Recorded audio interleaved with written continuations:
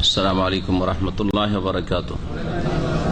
বিসমিল্লাহির রহমানির রহিম। আলহামদুলিল্লাহি রাব্বিল আলামিন ওয়াস সালাতু ওয়াস সালামু আলা সাইয়্যিদিল মুরসালিন নবিয়িনা মুহাম্মদ ওয়া আলা আলিহি ওয়া সাহবিহি আজমাইন। আম্মা বাদ। ফাকাদ ক্বালা আল মুআল্লিফু রাহিমাহুল্লাহু তাআলা ওয়া আন ফাতিমাতা বিনতি কাইসিন ক্বালাত কুলতু ইয়া রাসূলাল্লাহ ইন্না যাওজি তাল্লাকানি সালাসান ওয়া আখাফু আন ইউক্তাহামা আলাইয়া ফাআমারাহা ফাতাহাওয়ালাত। রাওয়াহু মুসলিম। মহান আল্লাহ সমস্ত প্রশংসা, সালাত এবং সালাম নাযিল করেন নবী মুহাম্মদ রাসূলুল্লাহ সাল্লাল্লাহু আলাইহি ওয়াসাল্লামের উপর। বুলুগুল মারামের আমাদের আলোচনার বিষয়বস্তু হচ্ছে ইদ্দত সম্পর্কে। ইদ্দত সম্পর্কে পরপর দুটি আলোচনা হয়েছে, আজকে ইনশাআল্লাহ তাআলা শেষ হবে। আর আজকের বিষয়গুলি বেশ কিছু দাসীদের ইদ্দত বা মাসাইল সম্পর্কে। কৃতদাসী, যেই কৃতদাস প্রথা এখন বাস্তবে নেই, যার ফলে জনসাধারণের জন্য এই মাসাইলগুলি তেমন প্রয়োজনীয় নয়। আর যারা আলেম ওলামা তাদের জানা আবশ্যক, কিন্তু জানা পর্যন্ত সীমিত। এসব মাসাইল এমন যেগুলি কিতাবে সীমিত, কাজে বাস্তবে সেগুলি নেই বা মুসলিমদের এই তৌফিক নেই। আর কিছু মাসাইল আছে যেগুলি প্রয়োজন এখনো আছে, এখনো বর্তমানেও সেসব মাসাইলের প্রয়োজন রয়েছে। বেশ কিছু মাসাইল আসবে। প্রথম যে মাসআলা সেটি ফাতেমা বিনতে কায়েস রাদিয়াল্লাহু তাআলা আনহা থেকে বর্ণিত হাদিসে রয়েছে। তিনি বলছেন, কুলতু ইয়া রাসূলুল্লাহ, আমি একবার বললাম রাসূলুল্লাহ সাল্লাল্লাহু আলাইহি সাল্লামকে, হে আল্লাহ রাসূল, ইন্না যাওজি তাল্লাকানি সালাসান, আমার স্বামী আমাকে 3 তালাক দিয়েছে। 3 তালাক দিয়েছে, কিন্তু এই কথা তিনি খুলে বলেননি যে 3 তালাক একবারে দিয়েছে না 3 বারে 3 তালাক দিয়েছে আর এটি হচ্ছে শেষ তালাক। সাধারণত সাহাবায়ে কেরামরা বৈধ পন্থায় তালাক দিতেন, তালাকের প্রয়োজন হলে হারাম তালাক দিতেন না। আর 3 তালাক একসাথে দেওয়া কোরআন এবং হাদিসে এর আলোকে হারাম। আর এমনকি 4 মাযহাবের সকলেই একমত যে একসাথে 3টে গুলি ছেড়ে দেওয়া, 3 তালাক দিয়ে দেওয়া, এটি হারাম কাজ, বেদাতি কাজ। হানাফি মাযহাব, ভারত, বাংলাদেশ, পাকিস্তান যে হানাফিরা 1 তালাক লিখতেও চায় না। 1 তালাক কোর্টে গিয়ে লিখাতে চান না, ও 3 তালাক জবরদস্তি করে লিখাবে উকিল, যাদের কোন ইসলামের জ্ঞান নেই। তো তারপরেও সেই মযহাবে, হানাফি মযহাবে একসাথে 3 তালাক দেওয়া হেদায়া বেকায়া সমস্ত ফিকহের কিতাবে রয়েছে বিদঈয়ুন মুহাররাম, বেদাতি কাজ, অর্থাৎ ইসলাম বহির্ভূত কাজ, নবী সাল্লাল্লাহু আলাইহি ওয়াসাল্লামের আদর্শ নয়, এবং হারাম কাজ, নাজায়েজ কাজ, গুনাহর কাজ। কারণ এতে না স্ত্রী যাকে তালাক দেওয়া হচ্ছে সে সংশোধনের সুযোগ পেল, না আপনি ভবিষ্যতে কোনো আপনার সামনে চান্স রাখলেন। আর তালাকের উদ্দেশ্য হচ্ছে যে না, অন্তত 2 বার চান্স দেওয়া উচিত। এই জন্য প্রথম তালাক রাজি তালাক, তারপরে ফিরিয়ে নেওয়ার যেন সুযোগ সুবিধা থাকে। দ্বিতীয় তালাকের পরেও ইদ্যতের মধ্যে ফিরিয়ে নেওয়ার সুযোগ থাকে। ইদ্যত পার হয়ে গেলেও সরাসরি নতুন করে বিবাহ করার সুযোগ সুবিধা থাকে। তৃতীয় তালাক দিয়ে দিলে তখন আর কোনো সুযোগ নেই। আর মানুষ 3 বার ভুল করতে পারে না। যদি রাখতেই হয় তাহলে প্রথমবারে অথবা দ্বিতীয়বারে ভালো করে চিন্তা করে নেবে যে আমার স্ত্রীকে তালাক দিয়েছি, কিন্তু এখন রাখা যাবে কি যাবে না। যার ফলে 3 তালাক 3 বারে দেওয়া হচ্ছে শরীয়ত সম্মত বিষয়, এতেই রয়েছে হিকমত, রহস্য, আর এটি হচ্ছে যুক্তিসঙ্গত। এই 3 তালাক দিয়েছিলেন, বলছেন ফাতেমা রাদিয়াল্লাহু তাআলা আনহা, কায়েসের মেয়ে, যে আমাকে আমার স্বামী 3 তালাক দিয়েছে। কিন্তু সাধারণত সাহাবায়ে কেরামগণ 3 বারে 3 তালাক দিয়েছেন। তাহলে এই হাদিসের অর্থ হবে যে এটা শেষ 3য় তালাক ছিল। এর আগে 2 বারে 2 তালাক দিয়েছে, তারপরে ফাইনাল 3য় তালাক দিয়েছে। তো টোটাল সবগুলি মিলিয়ে কত তালাক হয়েছে? 3 তালাক। সেই কথাটিকে সংক্ষেপে বলেছেন তিনি এখানে, যে আমার স্বামী আমাকে 3 তালাক দিয়ে দিয়েছে, 3 তালাক হয়ে গেছে। এখন আমি যে বাড়িতে বাস করি সেই বাড়িতে আমি একা, আর ওখানে একা বসবাস করলে হঠাৎ করে যে কোনো পুরুষ বা যে কোনো অসৎ লোক, যে কোনো চোর ডাকাত বা চরিত্রহীন প্রবেশ করতে পারে। ও আখাফু আন ইউক্তাহামা আলাইয়া, আর আমার আশঙ্কা লাগছে যে আমার কাছে কোনো ব্যক্তি প্রবেশ না করে। তারপরে এমনি অসৎ লোক ছাড়াও এমনি হয়তো আশেপাশের মহল্লার কেউ ঢুকে পড়লো যে বাড়িতে হয়তো কোনো পুরুষ আছে, হতে পারে না, এইরকমই পরিবেশ। হ্যাঁ, ভারত, বাংলাদেশ, পাকিস্তানের গ্রামের লোকের জন্য পর্দা নেই। যারা পর্দারও দাবিদার আমাদের মুসলিম সমাজ, মানে বাইরে গেলে ওদের মহিলারা বোরকা পরে, তাদের পরিবারেও দেখেছি যে ইসলামী পর্দা নেই। ইসলামী পর্দা বলতে যে কোনো গায়ের মাহরাম থেকে পর্দা করতে হবে। পাশের প্রতিবেশী, হ্যাঁ, চাচাতো ভাই, মামাতো ভাই, খালাতো ভাই, হ্যাঁ, তাদের থেকে কি করতে হবে? পর্দা করতে হবে। চাচিকে, হ্যাঁ, দেওর ভাসুরের ছেলে থেকে পর্দা করতে হবে। মামানিকে, হ্যাঁ, ভাগিনাদের থেকে, স্বামীর ভাগিনা থেকে পর্দা করতে হবে। এগুলো হচ্ছে ইসলামিক পর্দা। আমাদের দেশে আছে নাকি? হ্যাঁ, আছে এইসব পর্দা? গোটা গ্রামের জন্য মাফ। যাদেরকে খুব দিনদার মনে করতাম তাদের বাড়িতে গিয়ে দেখেছি, সুবহানাল্লাহ, গোটা গ্রামের লোক আছেন কি ভাই বলে দিল, একবারে টান, সরাসরি ঘরে ঢুকে পড়লো, একবার উঠানে ঢুকে পড়লো। মহিলারা কেউ চুলার কাছে বসে আছে, কেউ মাথা খুলে বসে আছে, হ্যাঁ, কেউ এদিক ওদিক ঘোরাফে অসতর্ক হয়ে রয়েছে। হঠাৎ করে গ্রামের পুরুষ ঢুকে পড়লো, যেন এটা জায়েজ করে নিয়েছে তারা।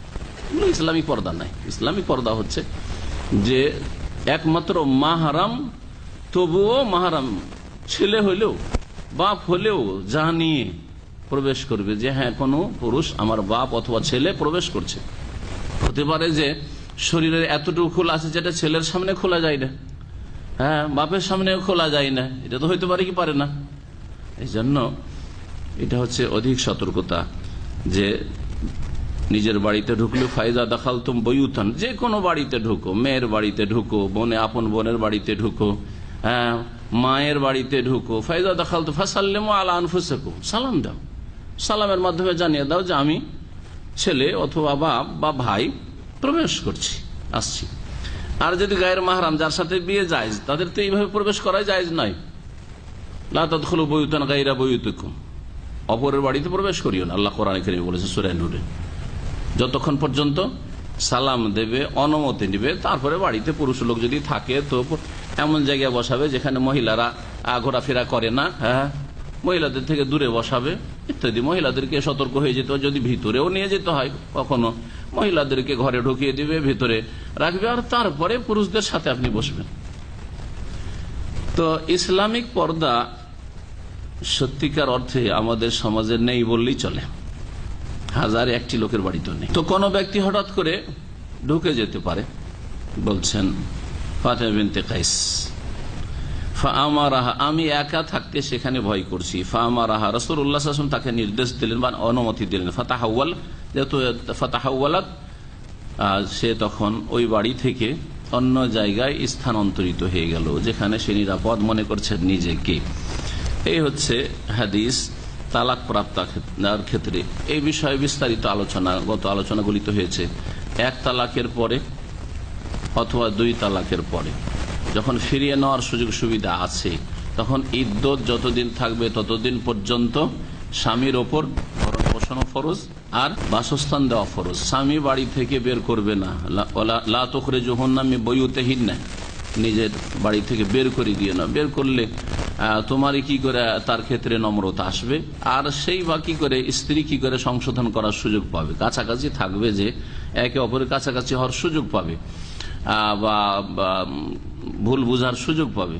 আমাদের দেশের লোকেরা আবার প্রথম তালাক দিয়ে, হ্যাঁ, স্ত্রীকে কি করে, স্ত্রীর বাপের বাড়ি তাড়িয়ে দেয়, অথবা স্ত্রীও এরকম মাসলা জানে না, তালাক দিয়ে দিয়েছে, কাঁদতে কাঁদতে বাপের বাড়ি, হ্যাঁ, হাঁটলো সে, হ্যাঁ, না, ওই স্বামীর বাড়িতে থাকবে। হ্যাঁ, স্বামী যদি ফিরিয়ে না নেয় তো তার সাথে সহবাস চলবে না, কিন্তু সেই বাড়িতেই থাকবে, তার সামনেই থাকবে, তাকে তার থেকে পর্দাও করতে হবে না, কারণ তারই বিবাহ বন্ধনে আছে, হ্যাঁ, একবারে বিচ্ছিন্ন হয়ে যায়নি, ফিরিয়ে নেওয়ার অধিকার আছে। আর যদি কথার দ্বারা ফিরিয়ে নেয় বা কাজের দ্বারা ফিরিয়ে নেয়, তালাক দেওয়ার পরে কাজের দ্বারা ফিরিয়ে নিল, সহবাস করে ফেললো, এটাই ফিরিয়ে নেওয়া। হ্যাঁ, যে কোনোভাবে ফিরিয়ে নেওয়া হতে পারে, যেটা প্রমাণ করে যে না, একে রাখতে চাই। আর যদি রাখতে না চাই তো তার কাছে যাবে না, কিন্তু ইদ্যত পর্যন্ত স্বামীর বাড়িতে থাকার এবং স্বামীর খরচে সেখানে থাকার অধিকার রয়েছে, এটি হচ্ছে হক। কিন্তু তিন তালাক হয়ে যাওয়ার পরও ইদ্যত পর্যন্ত মহিলা থাকতে চায়, যদিও আর ফিরিয়ে নিতে পারবে না, তবু থাকতে চাইলে থাকতে পারে। এই মহিলা বলছেন আমার এখানে থাকাটা নিরাপত্তা এখানে নেই, সুতরাং নবী সাল্লাল্লাহু আলাইহি ওয়াসাল্লাম তাকে অনুমতি দিলেন যে তুমি চলে যেতে পারো এখান থেকে। ইমাম ইবনুল কাইয়্যিম রাহমাতুল্লাহ আলাইহি বলছেন যে যেই মহিলাকে তালাক দেওয়ার পরে মহিলা স্বামী থেকে বিচ্ছিন্ন হয়ে গেছে, অর্থাৎ ইদ্যত পার হয়ে গেছে, আর ওই স্বামীর সাথে বৈবাহিক সম্পর্ক নেই, অথবা 3 তালাক হয়ে গেছে, লা নাফকাত লাহা, তার জন্য কোনো খরচও নেই, খরচ পাবে না স্বামীর কাছ থেকে, ওয়ালা সুকনা, আর বাসস্থান পাবে না, বিসুন্নতি রাসূলিল্লাহ সাল্লাল্লাহু আলাইহি ওয়াসাল্লাম সহিহা, সহিহ হাদিস দ্বারা প্রমাণিত, যা কোরআন কারীমের অনুকূলে। এটি হচ্ছে যুক্তিসঙ্গত, এটি হচ্ছে মুহাদ্দিসিনদের মাযহাব। এই হাদিস থেকে আরো বোঝা যায় যে কোন মহিলা একা এমন জায়গায় বাস করবে না যেখানে তার সাথে কোনো পুরুষ লোক নেই এবং সেখানে নিরাপত্তা নেই। ইজা কানা তাখাফু আলা নাফসিহা মিন আহলিল ফাসাদ, যদি আশঙ্কা হয় যে কোনো খারাপ চরিত্রের লোক তার বাড়িতে ঢুকে পড়তে পারে অথবা তার ইজ্জত হানি হইতে পারে, তো এইরকম জায়গায় কোনো মহিলার জন্য বসবাস করা জায়েজ নাই। অনেকে আজকাল শহরমুখী, এই হাদিস থেকে এই মাসআলাটি বর্তমান প্রয়োজন আপনাদের, শহরমুখী অথবা শহরে ভালো চিকিৎসা পাওয়া যাচ্ছে, ভালো লেখাপড়া পাওয়া যাচ্ছে, ভালো সুযোগ সুবিধা, যার ফলে করছি গ্রাম থেকে পয়সা আছে, আরব দেশে থাকে অথবা বিদেশে থাকে, পয়সা আছে, স্ত্রী নিকে শহরে ভাড়া করে রেখে দিল, ছোট বাচ্চা নাবালক ছেলে অথবা মেয়ে আছে, অথবা সাবালিকা মেয়ে আছে, শুধু সাবালক ছেলে না, সাবালক ছেলে থাকলে তো অসুবিধা নেই, সাবালক ছেলে আছে তাহলে সেই মাহারাম হয়ে গেছে মায়ের জন্য, বোনের জন্য। নাবালক ছেলেকে অথবা সাবালিকা মেয়েকে বা শুধু স্ত্রীকে একা একটা বাসা ভাড়া নিয়ে শহরে রেখে চলে আসছে। আজকাল নিরাপদ কি? নিরাপদ নয়। আশেপাশের লোক যদি জানতে পারে যে এই বাড়ির পুরুষ বিদেশে থাকে আর এই বাড়িতে মহিলা একা থাকে, তাহলে কত অসৎ লোক রয়েছে, অসৎ লোক রয়েছে, অধিকাংশ লোকই ফাসেক, আল্লাহ কোরআনে কারীমে বলেছেন। সুতরাং এইভাবে থাকা জায়েজ নয়। এটা ছিল তালাক প্রাপ্তার বিষয়। কিন্তু গত আরেকটি হাদিসে এসছে বিধবা, স্বামী ইন্তেকাল করেছে, স্বামী ইন্তেকাল করার পরে তাকে কি করতে হবে? ইদ্যত কাটাতে হবে। কতদিন? 4 মাস 10 দিন। এই ইদ্যতটা কোথায় কাটাতে হবে? স্বামীর বাড়িতে, যেখানে মৃত্যুর খবর পৌঁছে স্বামীর বাড়িতে। কিন্তু যদি সেখানে থাকাতে আশঙ্কা থাকে, বাড়িতে দেবর ছাড়ার কেউ নেই, তো দেবরের সাথে থাকবে না, জায়েজ নাই। জি, অথবা আশেপাশের লোক খারাপ, তো বলছেন ভাষ্যকার এই জন্য আজাজ আল ওলামা ও তাহাওয়ালা জাওজাতিল মুতাওয়াফফা মিনাল মানজিলি, ওলামারা অনুমতি দিয়েছেন বিধবা মহিলাকে, যার স্বামী ইন্তেকাল করেছে, নিজের বাড়ি থেকে অন্য স্থানে চলে যাওয়ার। কখন? বলছেন যে ইনদা দারুরা, যখন নিরুপায় অবস্থা হবে, এখানে থাকা সম্ভব নয়।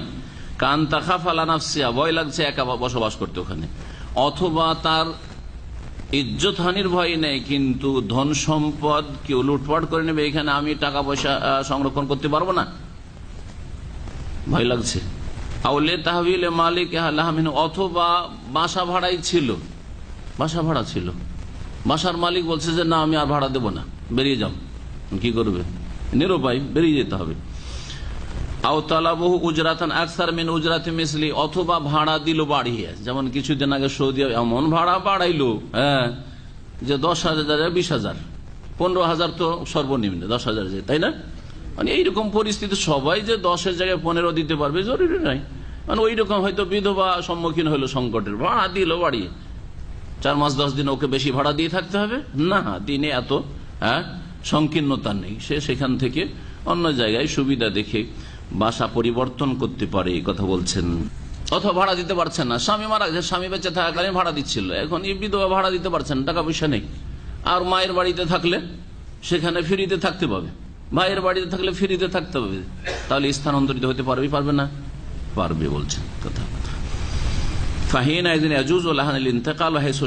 যেখানে ওই মহিলার সুবিধা হয় সেখানেই চলে যাবে স্বামীর বাড়ি থেকে, বা যেই বাড়িতে তার স্বামীর ইন্তেকালের খবর পৌঁছেছে। তারপরে হাদিস ওয়ান আমর ইবনে আস রাদিয়াল্লাহু আনহু قال لا تلبسوا علينا سنة نبينا صلى الله عليه وسلم عدة ام الولد اذا توفي عنها سيدها 4 أشهر و10 رواه احمد وابو داود وابن ماجه وصححه الحاكم। আমর ইবনে আস রাদিয়াল্লাহু তাআলা আনহু থেকে বর্ণিত, তিনি বলছেন যে লা তালবিসু আলাইনা সুন্নাত নবিয়িনা, আমাদের নবী মোহাম্মদ রাসূলুল্লাহ সাল্লাল্লাহু আলাইহি সাল্লামের সুন্নতকে আমাদের উপর অস্পষ্ট করে দিও না।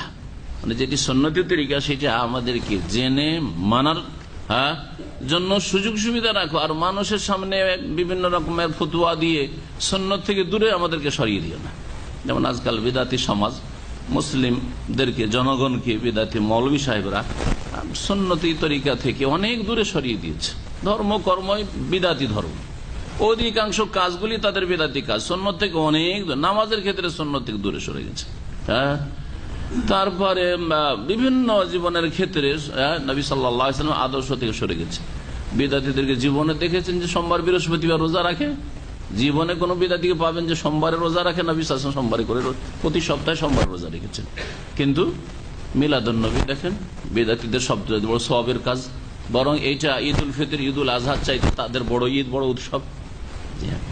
তো ধর্ম এমন ভাবে বিকৃত হয়েছে, অধিকাংশ বিদাতি মুসলিমদের, অধিকাংশ মুসলিমদের মানে সব বিদাতি মুসলিমদের এমন বিকৃত হয়েছে যে আল্লাহ পাক কোন ধর্মটি নাজিল করেছিলেন এবং রাসূলুল্লাহ সাল্লাল্লাহু আলাইহি ওয়াসাল্লাম কোন দিনের ওপর, ইসলামের ওপর ছেড়ে গেছেন সাহাবায়ে কেরামকে, এটা জনগণের জন্য বোঝাই মুশকিল যে আর কোনটা ধর্ম, কোনটা সত্য আসলে, এইরকম করে দিয়েছে। তো বলছেন যে দেখো আমাদের নবী সাল্লাল্লাহু আলাইহি সাল্লামের সুন্নত থেকে আমাদেরকে সরিয়ে দিও না। লফজ মানে হচ্ছে একাকার করে দেওয়া, হ্যাঁ, সুন্নতের সাথে বিদআত, সুন্নতের সাথে মানুষের মন গড়া কথাকে একাকার করে মিশিয়ে দিয়ে সুন্নতকে আমাদের থেকে অস্পষ্ট করে দিও না। তারপরে দাসী, বিশেষ এক রকমের দাসীর বিধান উল্লেখ করছেন। ইদ্দাত উম্মিল ওয়ালাদ, উম্মুল ওয়ালাদের ইদ্দত হচ্ছে উম্মুল ওয়ালাদ, ওয়ালাদ মানে হচ্ছে ছেলে অথবা মেয়ে সন্তান, আর মানে হচ্ছে মা। তো ছেলের মা যে কোনো মহিলা যার বাচ্চা হয়েছে সে হচ্ছে ছেলের মা, তাই না? কিন্তু এখানে বিশেষ একটি ভাষা আছে দাসীদের ক্ষেত্রে, উম্মুল ওয়ালাদ মানে এমন কৃত দাসী যার পেট থেকে মনিবের সাথে সহবাসের মাধ্যমে বাচ্চা হয়ে গেছে, এই মহিলাকে কি বলা হয়? এই দাসীকে উম্মুল ওয়ালাদ। এমন দাসী, এমন লন্ডি যে হচ্ছে সন্তানের মা, মানে তার মনিব থেকে সন্তান জন্ম দিয়েছে, উম্মুল ওয়ালাদ। এর বিশেষ কিছু বিধান রয়েছে। একটি বিধান হচ্ছে যে তার যখন বাচ্চা হয়ে গেছে তখন তাকে বিক্রি করা যাবে না, অন্য জায়গায় ওকে রাখতে হবে, তোমার থেকে বাচ্চা হয়েছে। এবং ওই মনিব ইন্তেকালের পরে সে এমনিতে স্বাধীন হয়ে যাবে। কি হয়ে যাবে? স্বাধীন হয়ে যাবে। তার ছেলেরা, মেয়েরা, অন্যান্য ধন সম্পদে যেমন ওয়ারিস উত্তরাধিকারী হয়, তেমনি এই দাসীর ওয়ারিস পেতে পারবে না, আজাদ হয়ে যাবে। এটুকু আল্লাহ পাক তার অনুগ্রহ করেছেন, তোমার পেট থেকে যখন বাচ্চা জন্ম দিয়েছো এই মনিব থেকে, তাহলে তুমি মনিবের ইন্তেকালের সাথে সাথে কি হয়ে যাবে? স্বাধীন, আজাদ হয়ে যাবে। মনিবের সাথে তার সহবাস হয়েছে, বাচ্চা ভূমিষ্ঠ হয়েছে, তারপরে মনিব মালিক মারা গেল, স্বাধীন স্বামী যদি মারা যায় তাহলে কতদিন ইদ্দত বললেন? 4 মাস 10 দিন। বৈবাহিক সম্পর্কের স্বামী যদি মারা যায়, এখানে স্বামী নয় মনিব মারা গেছে, কতদিন ইদ্দত কাটাবে, শোক করবে মনিবের জন্য যার সাথে তার সহবাস হচ্ছে বা হয়েছে? এই ক্ষেত্রে আমর ইবনে আস বলছেন, এজা তুফি আনহা সাইয়্যিদুহা, তার মালিক যদি ইন্তেকাল করে, উম্মুল ওয়ালাদ, যেই দাসী বাচ্চা দিয়েছে মনিব থেকে, তার যদি মনিব ইন্তেকাল করে তাহলে ইদ্দত হচ্ছে আরবাতু আশহুরিন ওয়া আশর, 4 মাস 10 দিন। অন্যান্য স্বাধীন নারীদের মতোই 4 মাস 10 দিন শোক ইদ্দত কাটাবে। রাওয়াহু আহমদ, হাদিস মুসনাদ আহমদে রয়েছে, আবু দাউদ, ইবনে মাজাহ রয়েছে, ইমাম হাকিম সহিহ বলেছেন। তবে ইমাম দারাকুতনি রাহমাতুল্লাহ হাদিসটি সনদকে বিচ্ছিন্ন, মুনকাতি বলেছেন, হাদিসটিকে ভাষ্যকার সহিহ বলেছেন। তারপরের হাদিস মা আয়েশা রাদিয়াল্লাহু তাআলা আনহা থেকে, ওয়ান আয়েশা রাদিয়াল্লাহু আনহা ক্বালাত ইন্নামাল আকরাউ আল আতহারু আখরাজাহু মালিকুন ফি কিসসাতিন বিসানাদিন সাহিহিন। আয়েশা রাদিয়াল্লাহু তাআলা আনহা থেকে বর্ণিত, তিনি বলছেন যে নিশ্চয়ই কোরর অর্থ হচ্ছে পবিত্রতা, পবিত্রতার পিরিয়ড। কি শব্দ? এগুলি যারা ফতোয়া দেবেন তাদের কাজে আসবে, এমনি জনগণ জেনে থাকলে ভালো, কিন্তু কথা হচ্ছে যারা ফতোয়া দেবেন তাদেরকে এই মাসলাগুলি জানতে হবে। আল্লাহ পাক বলেছেন ওয়াল মুতাল্লাকাতু বা আল মুতাল্লাকাতু ইয়াতারাব্বাসনা বিআনফুসিহিন্না সালাসাতা কুরু, তালাক প্রাপ্তা নারীরা ইয়াতারাব্বাসনা বিআনফুসিহিন্না, তারা অপেক্ষা করবে। তালাক হয়েছে, চট করে বিয়ে বসতে পারবে না, পারবে নাকি? হ্যাঁ, কতদিন অপেক্ষা করবে? আল্লাহ বলছেন সালাসাতা করু, 3 করু। কি বলছেন? 3, আপনি কি বললেন? 3 মাস বললেন নাকি? হ্যাঁ, 3 মাস না 3 মাসিক না 3 পবিত্রতা? 3 মাসিক। যেটা প্রসিদ্ধ আপনাদের কাছে সেটা হচ্ছে মাসিক, তাই না? কিন্তু কোরআন কি বলেছে? 3 মাসিক বলেছে। মাসিক শব্দ এসছে সালাসাত হেয়াজিন, 3 হাইজ, এই কথা বলেছেন।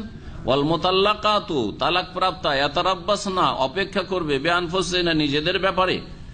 হ্যাঁ, কতদিন? সালাসাতা করু, শব্দ কি এসছে? 3 করু। এখন এই আরবিতে করু কাকে বলে? হ্যাঁ, করু কাকে বলে? মা আয়েশা রাদিয়াল্লাহু তাআলা আনহার বক্তব্য হচ্ছে, তার মত যে করো মানে হচ্ছে হাইজ, মাসিক অবস্থা নয়, বরং পবিত্রতার অবস্থায়। একজন মহিলা মাসে ধরেন 6-7 দিন বা 10 দিন মাসিক অবস্থায় থাকে, এটা হচ্ছে হাইজ, মাসিকের পিরিয়ড। আর 20-22 দিন কি থাকে? তাহারা পবিত্রতার অবস্থা থাকে। তো 3 করু অপেক্ষা করবে। হ্যাঁ, তালাকের পরে কতদিন অপেক্ষা করবে? ইদ্দত কাটাবে 3 করু। ওলামাদের দ্বিমত রয়েছে। একদল বলছেন 3 মাসিক, যার মাসিক হয়, যেসব মহিলার মাসিক হয়। আর একদল বলছেন 3 পবিত্রতা। এতে সময়ের কম বেশি হয়ে যাবে, ঠিক না? ব্যাখ্যা যেমন নেবেন। 3 মাসিক যদি হয় তাহলে 20-22 দিন করে প্রত্যেক মাসে কাটলো, তারপরে 1 সপ্তাহ 8 দিন মাসিক হইল, তাহলে 1 মাস 1 মাস করে কতদিন চলে যাবে? 3 মাস, তাই না? তালাক দিয়েছে পবিত্রতার অবস্থায়। তালাক দিয়েছে কি অবস্থায়? পবিত্রতার অবস্থায়, ঠিক কিনা? কারণ সুন্নতি তালাক হচ্ছে এমন পবিত্রতায় তালাক দিতে হবে যেই পবিত্রতায় স্ত্রীকে স্পর্শ করেনি, সহবাস করেনি, যাতে করে নিশ্চিত থাকে যে এর পেটে আমার থেকে বাচ্চা ধরেনি, জি, জরায়ু শূন্য আছে। অন্য জায়গায় ইদ্যত পার হলে বিবাহ বসতে পারে। যদি মাসিক ধরা যায় তাহলে মোটামুটি 3 মাস হয়ে যাবে, ঠিক না? তাহলে 3 মাস অপেক্ষা করতে হচ্ছে। এই জন্য কোরআনে কারীম আল্লাহ রাব্বুল আলামিন যেই সব মহিলাদের মাসিক হয় না, নাবালিকা হওয়ার কারণে, বিবাহিতা কিন্তু নাবালিকা, মাসিকই হয়নি, অথবা বয়স বেশি হয়ে গেছে, 50-এর পরে চলে গেছে, হ্যাঁ, মোটামুটি 45 বা 50 হয়ে গেলে অধিকাংশ মহিলাদের আর মাসিক হয় না, মাসিক বন্ধ হয়ে যায়। আয়েশা যাদেরকে বলা হয়, যারা ছেলে মেয়ে পাওয়া থেকে নিরাশ হয়ে গেছে, মাসিক আর হয় না, এদের ক্ষেত্রে ইদ্যত কি? হ্যাঁ, কত? 3 মাস। মাশাআল্লাহ। ওয়াল্লাহি ইয়াইসনা মিনাল মাহিযা মিন নিসাইকুম, হ্যাঁ, ওয়াল্লাহি লাম ইয়াহিজনা। ওই সব মহিলারা যারা মাসিক থেকে নিরাশ হয়ে গেছে, আর মাসিক হয় না, অথবা ওই সব মহিলা যাদের মাসিক হয়নি এখনো, এদের ইদ্যত হচ্ছে সালাসাত আশহুর, 3 মাস আল্লাহ পাক বলেছেন। এই ছিল হাইজ। হাইজ হলে 3 মাস হয়ে যায়। পক্ষান্তরে তাহারাত যদি নেওয়া যায়, তাহলে এমন পবিত্রতায় তালাক দিয়েছে যে পবিত্রতা, একটা পবিত্রতা তাহারাত গণ্য হলো, একটা হয়ে গেল, তারপর হাইজ, মাসিক আসলো, তারপর আর এক পবিত্রতা আসলো, 2 তোহর হইলো, 2 পবিত্রতা হইলো, আর 3য় পবিত্রতা আসতে মাত্রই কি হয়ে গেল? ইদ্যত পার হয়ে গেল। তাহলে মোটামুটি 2 মাসের কিছু বেশি, 2.5 মাস হলেই কি হয়ে যাবে? ইদ্যত পার হয়ে যাবে। তাহলে 3 মাস আর থাকছে না, 3 মাস আর থাকছে না। এই শব্দের ব্যাখ্যায় ইখতিলাফের ফলাফল হচ্ছে যে সময়ের কম বেশি হয়ে যাবে। কিছু মাযহাবে 3 করো মানে 3 হাইজ, 3 মাসিক ইদ্যত কাটাবে। আর কিছু মাযহাবে 3 করো মানে 3 পবিত্রতা, 3 তোহর ইদ্যত কাটাবে। তো আয়েশা রাদিয়াল্লাহু তাআলা আনহার মত হচ্ছে ইন্নামাল আকরাউ, কোরআনের জামা আকরা। করুর অর্থ হচ্ছে আল আতহার, পবিত্রতা, পবিত্রতার সময়টি। এই হাদিসটি হচ্ছে সহিহ আয়েশা রাদিয়াল্লাহু তাআলা আনহা থেকে বর্ণিত। আয়েশা রাদিয়াল্লাহু তাআলা আনহা এই ব্যাখ্যা যখন করেছেন নবী সাল্লাল্লাহু আলাইহি ওয়াসাল্লাম স্ত্রী হয়, তার ইজতিহাদ হওয়ার সম্ভাবনা আছে, অথবা সম্ভাবনা আছে নবী সাল্লাল্লাহু আলাইহি ওয়াসাল্লাম থেকে ব্যাখ্যা শুনেছেন, আল্লাহু আ'লাম। এটি হচ্ছে ইমাম শাফিঈ রাহমাতুল্লাহ আলাইহির মত। হ্যাঁ, কিন্তু পক্ষান্তরে ইমাম আবু হানিফা রাহিমাহুল্লাহ বলছেন করু মানে হচ্ছে মাসিক, করু মানে হচ্ছে হাইজ। এরকম অন্যান্য আরো ওলামারা বলেছেন। ওয়ান ইবনে উমর রাদিয়াল্লাহু তাআলা আনহুমা قال তালাকুল আমাতে তাতরিকাতান ওয়া ইদ্দাতু হাইজাতান। এতদিন তো তালাক পড়লেন, কয় তালাক? 3, টোটাল কয় তালাক? 3 তালাক। এক তালাক হচ্ছে রাজি, দ্বিতীয় তালাক হচ্ছে রাজি। এই জন্য আল্লাহ বলছে আর তালাক মাররাতান, তালাক হচ্ছে দুইবার, মানে দুইবার তালাক দিয়ে ফিরিয়ে নিতে পারবে। তালাক দিলে ফিরিয়ে নিলে, তালাক দিলে ফিরিয়ে নিলে, তালাকে রাজি হচ্ছে দুইবার।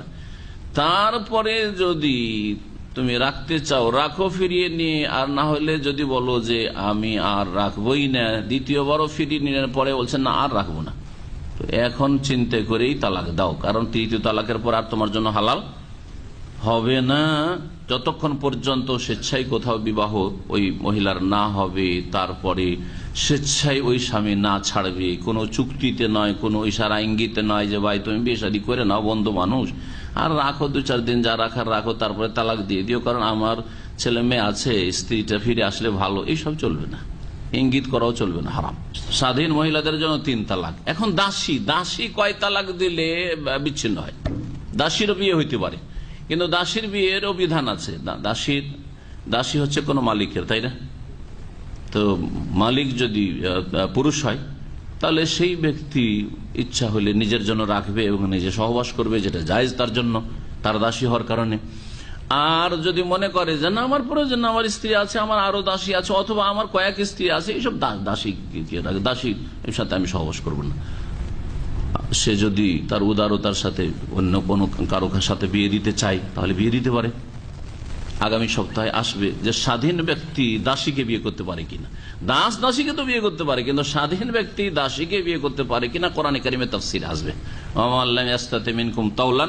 এখান থেকে আগামী সপ্তাহে তাফসীর শুরু হবে, এই হুকুমটি আসবে, হাদিসে এই বিধানগুলি আসছে আর ওতে আসবে। তাহলে এই বিধানগুলি যারা এখন শুনে নেবেন তাদের জন্য আয়াতগুলি তাফসীর বুঝতে আরো সহজ হবে।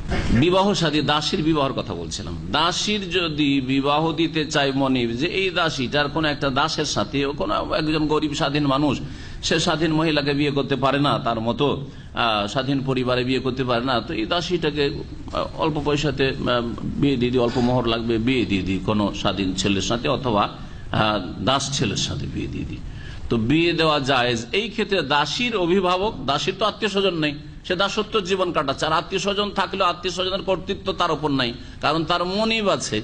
মনিব এখানে ওলি হবে, শরীয়তের বিধান, মনিব হচ্ছে তার ওলি, মালিক যে শরীয়ত সম্মত সে হচ্ছে তার ওলি। তো ওলি পুরুষ হলে বিবাহ দিয়ে দিবে। আচ্ছা, মনিব যদি মহিলা হয়, তো মহিলা তো বিয়ে দিতে পারে না, তখন বিধান আসবে যে মহিলা বিয়ে দিতে পারে না, কিন্তু মহিলার অনুমতি ক্রমে মহিলার যে নিকট আত্মীয় পুরুষ আছে সে ওলি হয়ে তার স্থলাভিষিক্ত হয়ে বিয়ে দিবে, কারণ মহিলা মহিলার বিয়ে দিতে পারে না। আর আমাদের দেশে এইসব নাজায়েজ কাজগুলি আছে, বিয়ে হচ্ছে, মেয়ের বিবাহ দিচ্ছে স্বামী অকেজ, হ্যাঁ বেকার স্বামী, তার কোনো ব্যক্তিগত মতামত নেই, সবকিছুই করছে তার স্ত্রী, স্ত্রী বিয়ে দিচ্ছে, স্ত্রী ছেলে ঠিক করলো, স্ত্রী অনুমতি দিল, এর চাইতেও দুঃখজনক আর শরীয়ত বিরোধী কাজ। হ্যাঁ, ঘটনা এরকম, স্বামী এসছে হজে, আর মেয়ের একটা ভালো প্রস্তাব এসছে, স্ত্রী বিয়ে দিয়ে বসে আছে। অনেক আগের ঘটনা, আমাদের সমাজের ঘটনা এগুলো না জায়েজ। মহিলা মহিলার বিয়ে দিতে পারে না। লা তুজাউজুল মারআতুল মারআতা, নবী কারীম সাল্লাল্লাহু আলাইহি ওয়াসাল্লাম হাদিস। একজন মহিলা আর একজন মহিলার বিয়ে দিতে পারে, মা হইলে ও, বোন হইলে ও, যে কেউ হোক না কেন বিয়ে দিতে পারে। মহিলার অভিভাবক হবে পুরুষ ব্যক্তি, পুরুষ ছাড়া কেউ ওলি হয় না, এবং নিকটবর্তী পুরুষ থাকতে দূরবর্তী পুরুষ ওলি হইতে পারবে না। বাপ বেঁচে আছে আর ভাই দিয়ে বিয়ে দিয়ে বসে আছে, হ্যাঁ, বাপ বেঁচে আছে আর দাদা বিয়ে দিয়ে বসে আছে, হ্যাঁ, এটা চলবে না, হবে না। কারণ অনেক সময় এরকম হয়ে থাকে যে বাপ ওই ছেলেটাকে পছন্দ করে না, কিন্তু ওর দাদার পছন্দ, বড় ভাইয়ের খুব পছন্দ, ওর বন্ধুকেও বোনটা দিতে চাই, কিন্তু বাপ রাজি না। হ্যাঁ, বাপের চোখের আড়ালে নিয়ে গিয়ে বিয়ে পড়িয়ে দিল, চলবে না, না জায়েজ। এসে অলি হয়নি, যখন বাপ বেঁচে থাকবে না তখন তার অন্য কাছের লোক যে সে অলি হবে। এগুলিরও সিরিয়াল তরতিব রয়েছে যে কে অগ্রাধিকার পাবে। তো বলছিলাম যে দাসীর কি হতে পারে, বিবাহ হতে পারে, এই মাসালাগুলি জানলাম। এখন হাদিসটা বোঝার, দাসী যখন বিবাহ হতে পারে তো তালাকের প্রয়োজন পড়তে পারে, ঠিক কিনা? যার বিবাহ হয় তারই তালাকের প্রয়োজন পড়তে পারে। এখন তালাক দাসীকে দিলে কত তালাকে সে বিচ্ছিন্ন হবে, এই মাসআলাটি হাদিসে রয়েছে।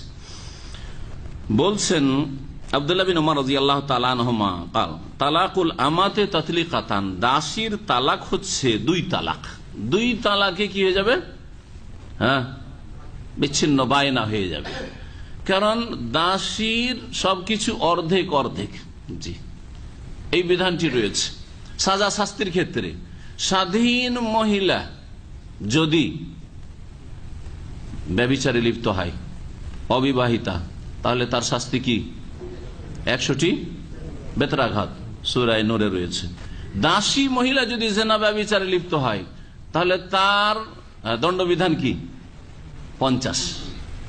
ফালাইহিন্না নিসফু মা আলাল মুহসানাতি মিনাল আযাব, কোরআনে কারীমে রয়েছে। সেই আয়াতগুলি সূরা নিসার সাথে আসবে।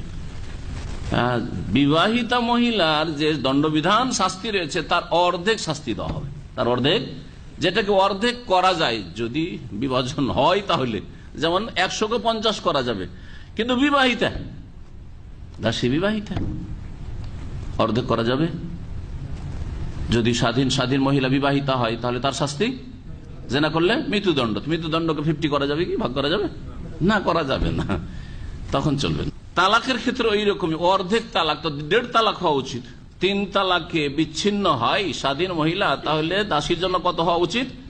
1.5 তালাক। তো 1.5 তো করা যাবে না, ওই 2 হবে। সেই জন্য আব্দুল বলছেন তালাকুল আমাতে তাতলিকাতান, দাসীর তালাক হচ্ছে 2 তালাক। ওয়া ইদ্দাতুহা, ইদ্দত হ্যাঁ কয় মাসিক? 3 মাস। না স্বাধীনের 3 মাসিক, ঠিক না? 3 কে তো 1.5 মাস, 1.5 করা যাবে না, তখন কি করতে হবে? 2 হাইজ। বলছেন ওয়া ইদ্দাতুহা, আর তার ইদ্দত হচ্ছে, দাসীর ইদ্দত হচ্ছে হাইজাতান, 2 মাসিক। তাহলে আব্দুল্লাহ ইবনে উমর রাদিয়াল্লাহু তাআলা আনহুমার মতেও কোরর তাফসীর হচ্ছে হাইজ মাসিক, যেটা ইমাম আবু হানিফা রাহমাতুল্লাহ আলাইহি বা অন্যান্যদের মত। কারণ তিনি ইদ্দত কি বললেন? মাসিক, হাইজ শব্দটি বলেছেন। ইমাম দারাকুতনি হাদিস বর্ণনা করেছেন এবং সেটা মারফু বর্ণনা করেছেন, তবে তিনি জয়ীফ বলেছেন। ইমাম আবু দাউদ বর্ণনা করেছেন, তিরমিজি, ইবনে মাজাহ হাদিস রয়েছে আয়েশা রাদিয়াল্লাহু আনহা থেকে, আর এটি আব্দুল্লাহ ইবনে উমর থেকে। ইমাম হাকিম সহিহ বলেছেন, আর অন্যরা কেউ কেউ জয়ীফ, দুর্বল বলেছেন। যাই হোক, হাদিসটি সম্পর্কে বড়ই দ্বিমত রয়েছে। ভাষ্যকারের মত হচ্ছে হাদিসটি দুর্বল এবং মওকুফ, মানে নবী সাল্লাল্লাহু আলাইহি সাল্লামের উক্তি নয় বা মত নয়, এটি হচ্ছে আব্দুল্লাহ ইবনে উমরের। এই হাদিস থেকে জানা গেল যে দাসীর ইদ্দত হচ্ছে কতদিন? 2 মাস। জি, এটা হচ্ছে একটি মত। আর একটি মত হচ্ছে যে না, দাসীর ইদ্দত হচ্ছে 3 মাস মাসিক। দাসী উম্মুল ওয়ালাদ যদি হয়, উম্মুল ওয়ালাদের বিষয়টি বলি, ভাষ্যকার বলছেন উম্মুল ওয়ালাদ ইতকুহা মুরাআব মাউতে সাইয়্যিদিহা, যেই দাসীর ছেলে মেয়ে হয়ে গেছে মনিব থেকে, তার মনিব, তার মালিক ইন্তেকাল করলে সেই দাসী স্বাধীন হয়ে যাবে। ফালা তুতাকাবলাহু, তার আগে সে স্বাধীন হবে না। ফাইজা মাতা, যখন সেই মনিব মারা যাবে, সাব্বাবা মাউতুহু ইতকাহা, তখন তার ইন্তেকাল তার স্বাধীন হওয়ার কারণ হয়ে যাবে, কিন্তু ছেলে মেয়ে হইল সে দাসী হয়েই থাকবে। লিজা ফাইনাহু লাইসা লাহা ইদ্দা ইন্নামা তুস্তাবরাউ বিহাইজা। এখন এই উম্মুল ওয়ালাদের ইদ্দত কতদিন? 1 মাসিক। কেউ বলেছেন ওয়াইউলামু বিহা বারাআতু রাহিমহা, 1 মাসিকের মাধ্যমে বোঝা যাবে যে মনিবের সাথে সহবাসের মাধ্যমে পেটে কোনো সন্তান নেই। এটা হচ্ছে ওয়াইন কানাত লা তাহিজ, আর যদি মাসিক না হয়, মাসিক হলে বোঝা যায় যে পেটে বাচ্চা নেই, কিন্তু মাসিক হয় না। ফাস্তিবরাউহা বিমুদি শাহরি মিন ওয়াফাতি, স্বামী মারা যাওয়ার পরে তখন 1 মাস গেলেই বোঝা যাবে যে এর পেটে আর কোনো বাচ্চা ধরে নাই, স্ত্রী নয়, আর স্ত্রীদের অন্তর্ভুক্ত যখন নয়, তখন 1টি মাসিক গেলেই তা শেষ হয়ে গেল। এই মতটি ইমাম মালিক, শাফি, আহমদের মত। জি, আর ওয়াকাদ যাহাবা ইলা মা আফাদাহুল হাদিস আলা আউযা ওয়া যাহিরিয়া, এই মাসআলাটিতে বড় দ্বিমত রয়েছে। এটি একটি মত। আর আরেকটি মত হচ্ছে ইমাম আউজাই এবং জাহিরিদের। তারা বলছেন যে হাদিসে যা এসেছে যে দাসীর মনিব মারা গেলে কতদিন তাকে ইদ্দত কাটাইতে হবে, আমর ইবনে আসের বক্তব্য ছিল, সেটা ছিল 4 মাস 10 দিন। তাহলে একটা 4 মাস 10 দিনের মত, একটা হচ্ছে 1 মাসিক চলে গেলেই যথেষ্ট। হানাফি মাযহাব এই 2 মত থেকে ভিন্ন। তারা বলছেন যে উম্মুল ওয়ালাদ ইনদাহুম সালাসু হাইজ, তার ইদ্দত হচ্ছে 3 মাসিক। 3 মাসিক। আল্লাহু আলাম। বলছিলাম যে এই মাসালাগুলির সাধারণত এখন প্রয়োজন নাই, কিন্তু হাদিসে যেহেতু এসছে সেজন্য আলোচনা করলাম। ওয়ান রুয়াইফা বিন সাবিত আন নবী সাল্লাল্লাহু আলাইহি ওয়াসাল্লাম قال لا يحل لامرئ يؤمن بالله واليوم الاخر ان يسقي ماءه زرع غيره اخرجه ابو داود والترمذي وصححه ابن حبان وحسنه البزار। রুয়াইফা বিন সাবিত রাদিয়াল্লাহু আনহু নবী করিম সাল্লাল্লাহু আলাইহি ওয়াসাল্লামের এক সাহাবী বর্ণনা করছেন যে নবী সাল্লাল্লাহু আলাইহি ওয়াসাল্লাম বলেছেন, কোন ব্যক্তির জন্য হালাল নয় যে আল্লাহ এবং পরকালে বিশ্বাস রাখে যে নিজের পানি অন্যের ক্ষেতে সেচ করবে। নিজের পানি অন্যের ক্ষেতে সেচ করবে কেমন কথা? অন্যের জমি আর আপনার যদি পানি হয়, মেশিন আছে, তো সেচ করা যায় না? যায়? চাষাবাদ বোঝানো হয়নি, তাহলে কি বোঝানো হয়েছে?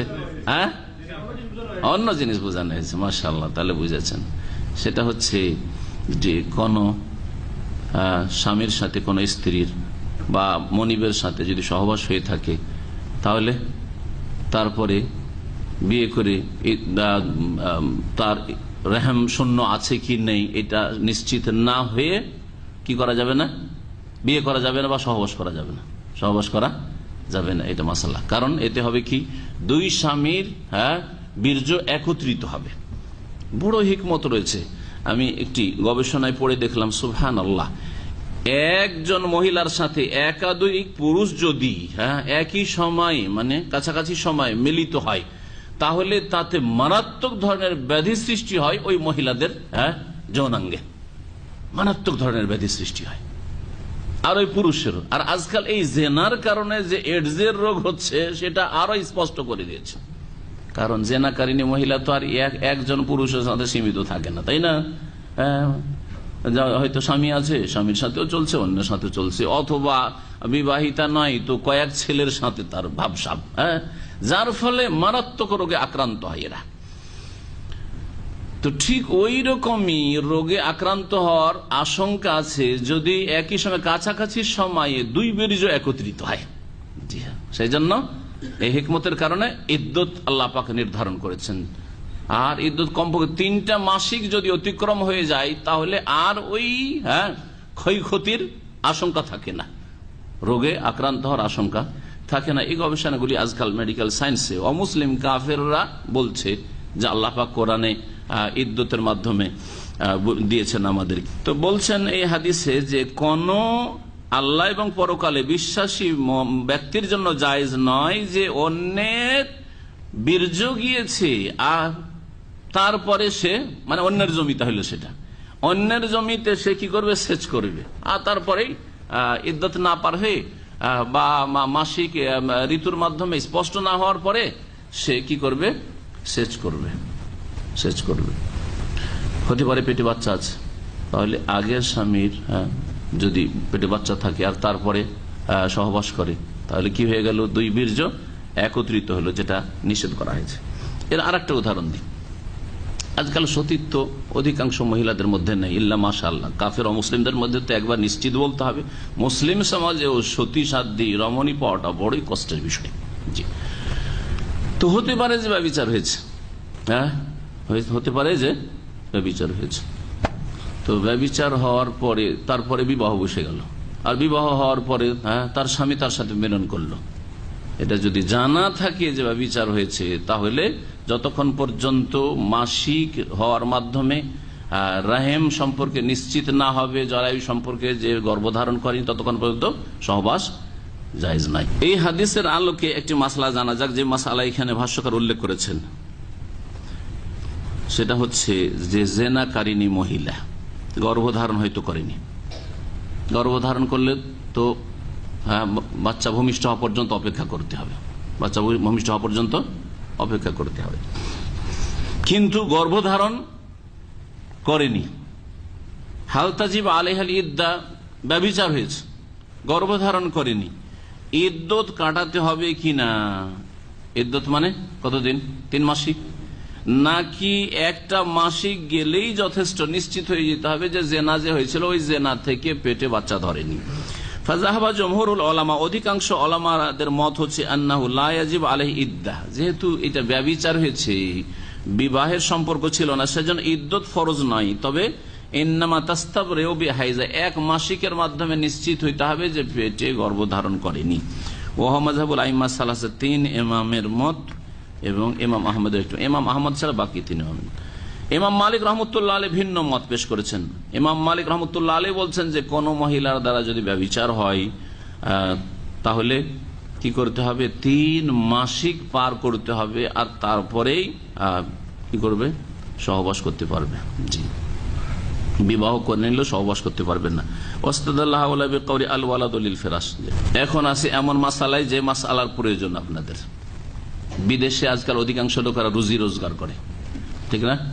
অধিকাংশ লোক বিদেশমুখী আজকাল, কারণ বিদেশে গেলে বেশি পয়সা আছে। বিদেশে স্বামী গিয়েছে, তারপর নিখোঁজ হয়ে গেছে।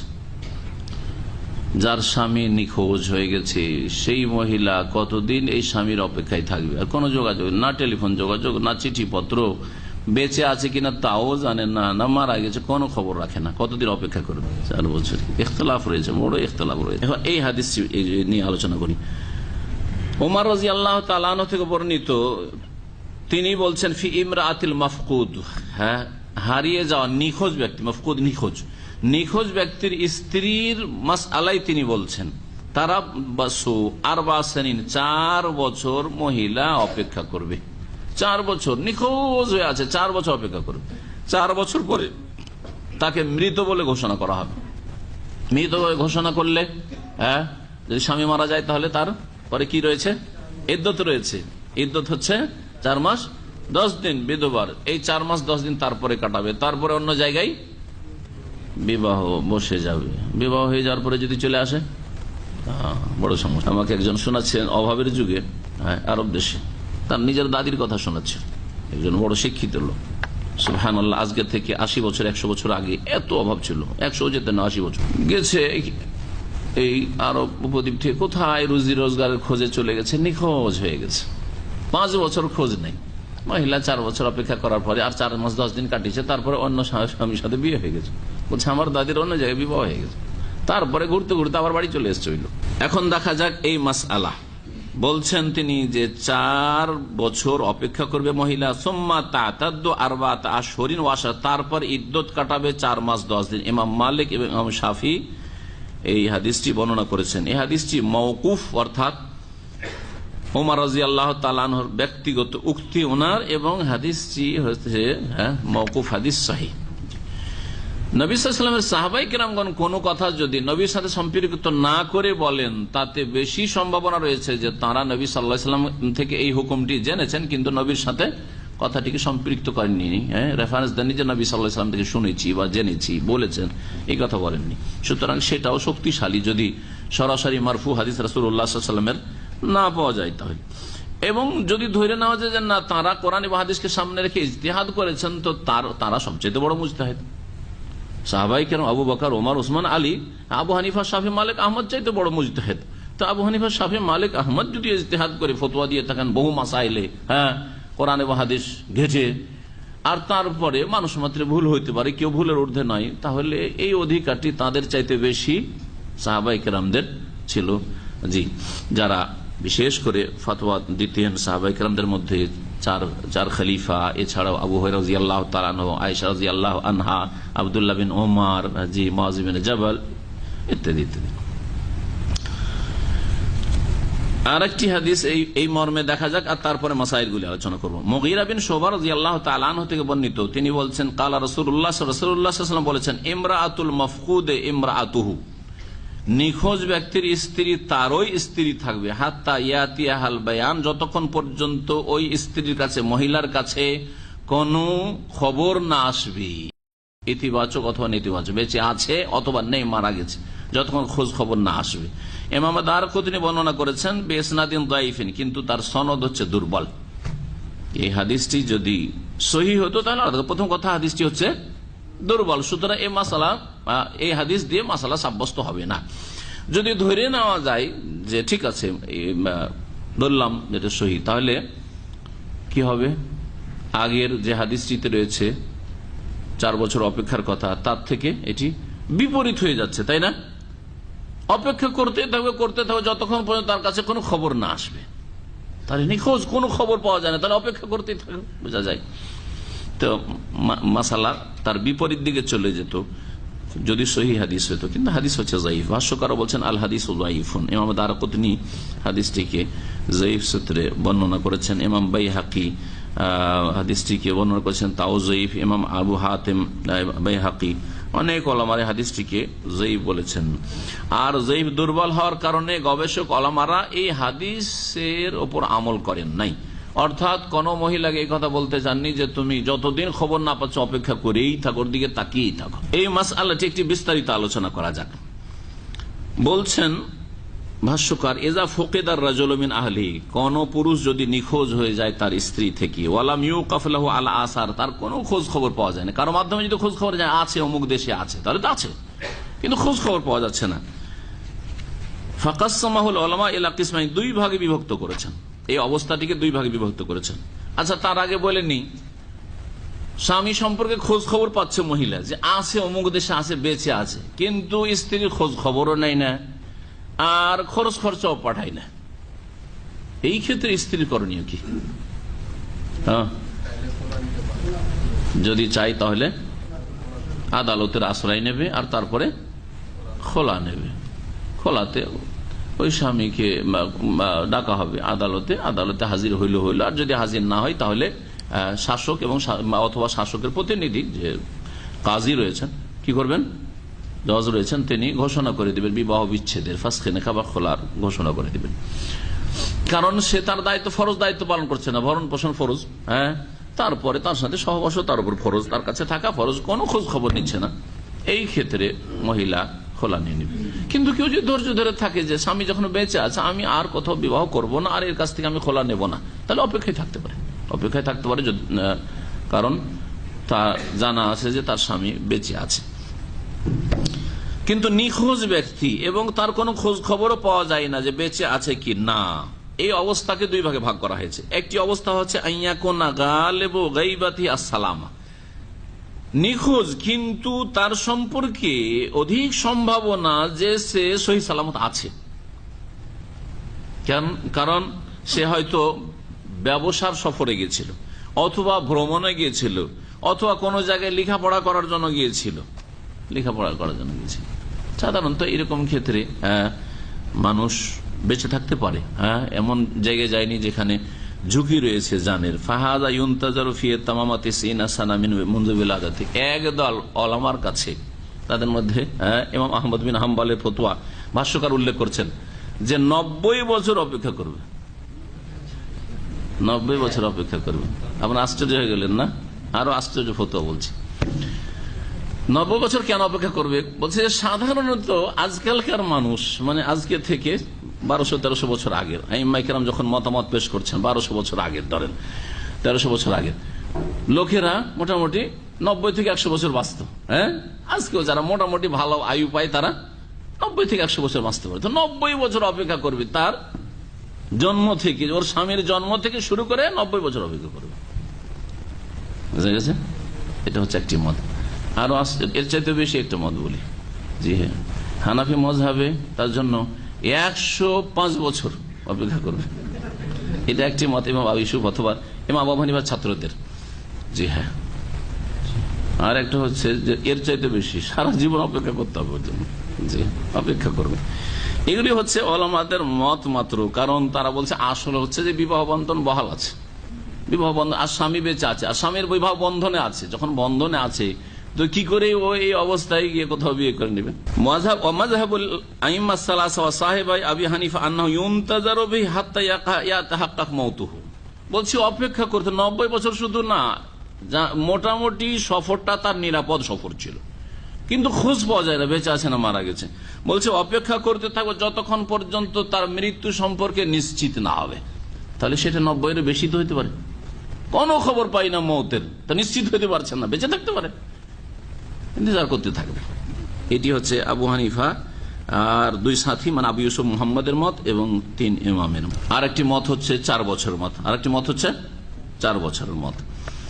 কিছু গবেষক ওলামাদের ফতোয়া শুনেন, জি হ্যাঁ, গবেষক ওলামারা যাহাবা বাযুল মুহাক্কিকিন, তারা বলছে ইলা আন্নাল মাফকুদ ইউনতাজারু হাত্তা ইয়াগলিবা আলা যান আন্নাহু গায়রু মাওজুদ, বলছেন নিখোঁজ ব্যক্তি সম্পর্কে অপেক্ষা করবে আর যতক্ষণ পর্যন্ত আর সে মোটামুটি তার ধারণাটা এইরকম বেশি না হয়ে যায় যে সে নেই, আসলে আর নেই।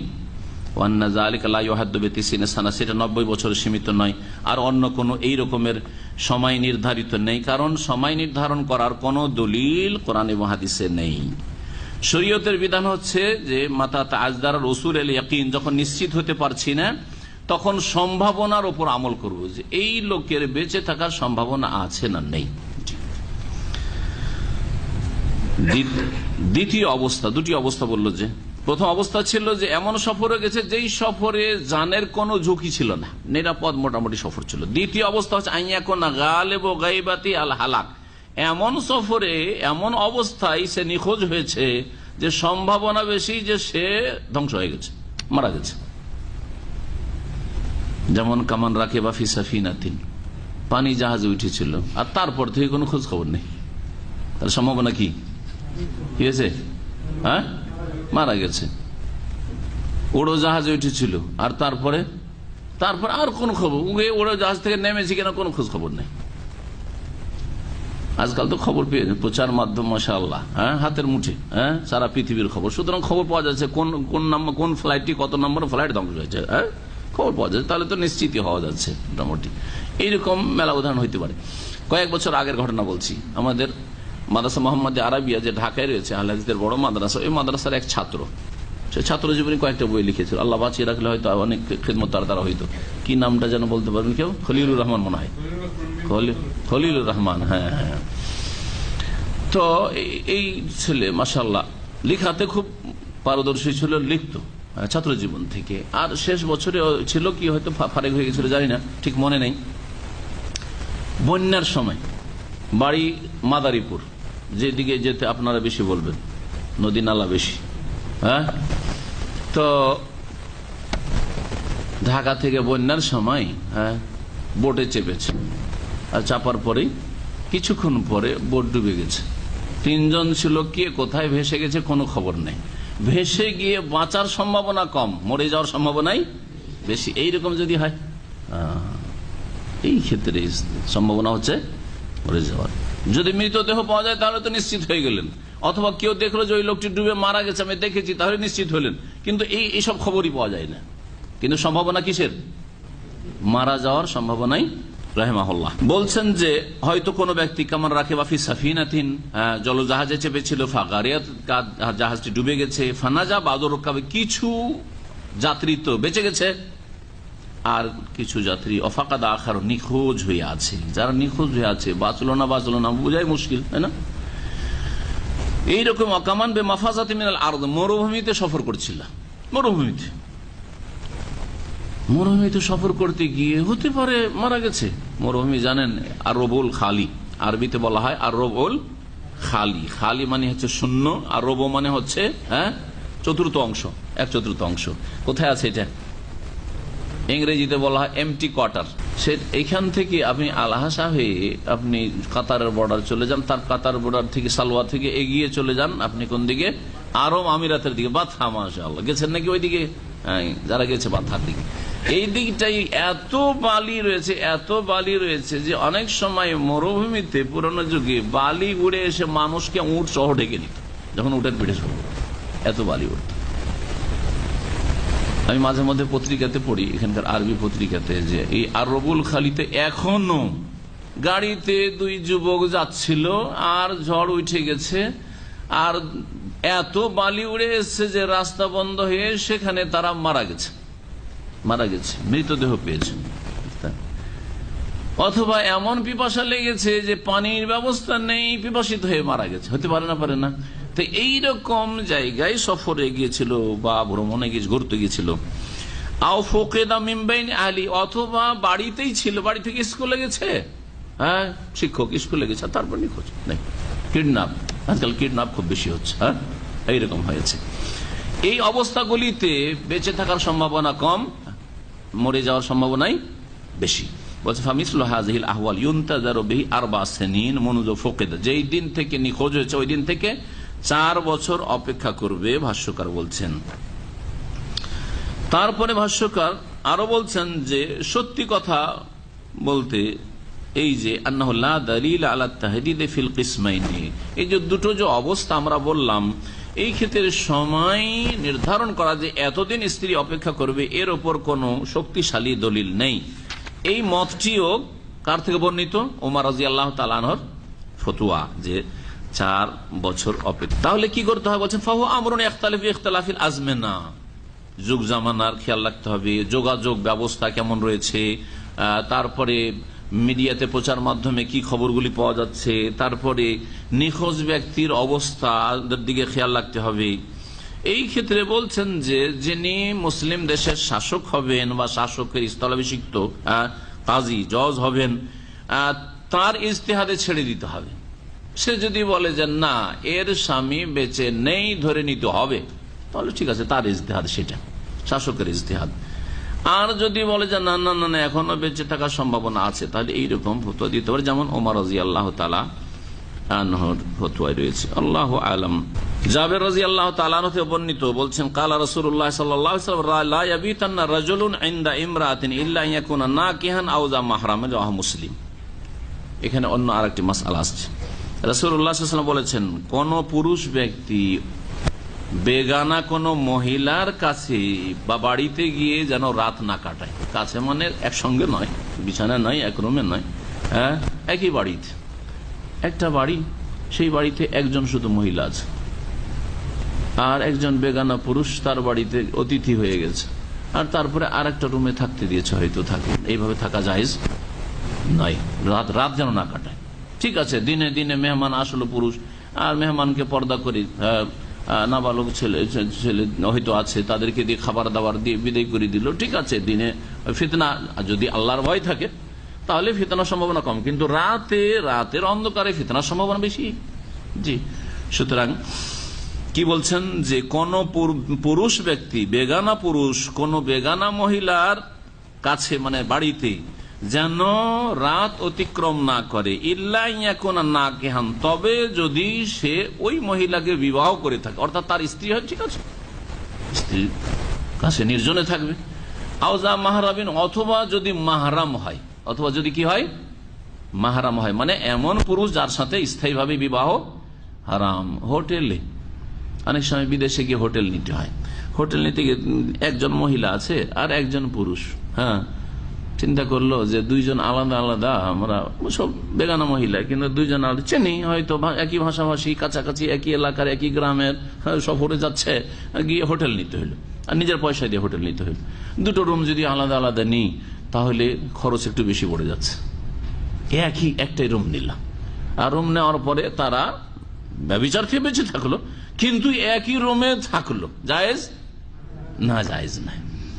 যতই মুত্তাকি পরেজগার হোক না কেন, রাত কাটানো জায়েজ নয় কোন পুরুষের, বেগানা পুরুষের কোন বেগানা মহিলার সাথে। এরকম যাদের দিন সম্পর্কে জ্ঞান নেই অথবা আল্লাহর ভয় নেই, ব্যভিচার না করলেও এগুলিকে কোনো ব্যাপারই মনে করে না। উমরাতে গিয়েছে অনেক নার্সগুলো, সিস্টারগুলো বা ডাক্তারগুলো যাদের স্বামী টামি নেই, উমরাতে যায়, কিন্তু এরা সাধারণত এমনি যায় না, দলবদ্ধ হয়ে হয়তো কয়েকজন মহিলা যাচ্ছে অথবা একটা ফ্যামিলি যাচ্ছে, এরকম করে যায়। কিন্তু ধরেন চলে গেছে, যেভাবে হোক না কেন গেছে, যাওয়ার পরে পুরুষরা হোটেল নিচ্ছে, ওর মধ্যে একজন পুরুষ আর মহিলা হোটেল নিল, যদিও তারা ভালো থাকে, যদিও আল্লাহর ভয় থাকে, শরীয়তের বিধানে এইরকম নির্জনতা জায়েজ নয়। রাওয়াহু মুসলিম, সহিহ মুসলিমের হাদিস। আব্দুল্লাহ বিন আব্বাস রাদিয়াল্লাহু তাআলা আনহুমা থেকে এই মর্মে আরেকটি হাদিস বর্ণিত রয়েছে, নবী কারীম সাল্লাল্লাহু আলাইহি ওয়াসাল্লাম বলেছেন, লা ইয়াখলুওয়ান্না রাজুলুন বিইমরাআতিন। আগের হাদিসটি ছিল রাত যাপন করা সম্পর্কে, এই হাদিসে রয়েছে নির্জনতা অবলম্বনের মাসআলা। কোন পুরুষ ব্যক্তি, বেগানা পুরুষ যেন নির্জনতা অবলম্বন না করে, বিইমরাআতিন, কোন বেগানা মহিলার সাথে, ইল্লা মাজি মাহরামিন, তবে যদি মাহরাম হয়, যার সাথে স্থায়ীভাবে বিবাহ হারাম, তার সাথে নির্জনতা অবলম্বন করতে পারে, রাত্রি যাপন করতে পারে, একই রুমে মা ছেলে থাকতে পারে, ফিতনা মুক্ত থাকতে হবে যাতে করে ইমান আবার দুর্বল না হয়। ভাই বোন থাকতে পারে, ভাই বোন একই রুমে মাহরাম থাকতে পারে, এইরকমই বাপ মেয়ে থাকতে পারে, এইরকমই যে কোনো সম্পর্ক নেন মাহরাম, এক কথাই যার সাথে স্থায়ী বিবাহ হারাম, অন্য কেউ নেই, কিন্তু সে মাহরাম যেহেতু, সুতরাং তার সাথে নির্জনতা অবলম্বন জায়েজ আছে, নির্জনতা অবলম্বনও জায়েজ আছে, আর রাত যাপন করাও জায়েজ রয়েছে। নির্জনতার বিষয়টি অত্যন্ত ব্যাপক আকার ধারণ করেছে আজকাল। একটা গাড়িতে যারা ওই আপনার এখানে করে কি বলে মহিলাদেরকে নিয়ে যায়, বিভিন্ন জায়গায় পৌঁছায়, আরবিতে মিশওয়ার বলে, কি বলবেন এটাকে? হ্যাঁ, আরবি বলবেন, ভাড়া টানে, মাশাআল্লাহ, ভাড়া টানে, ঠিক আছে, ভাড়া টানে।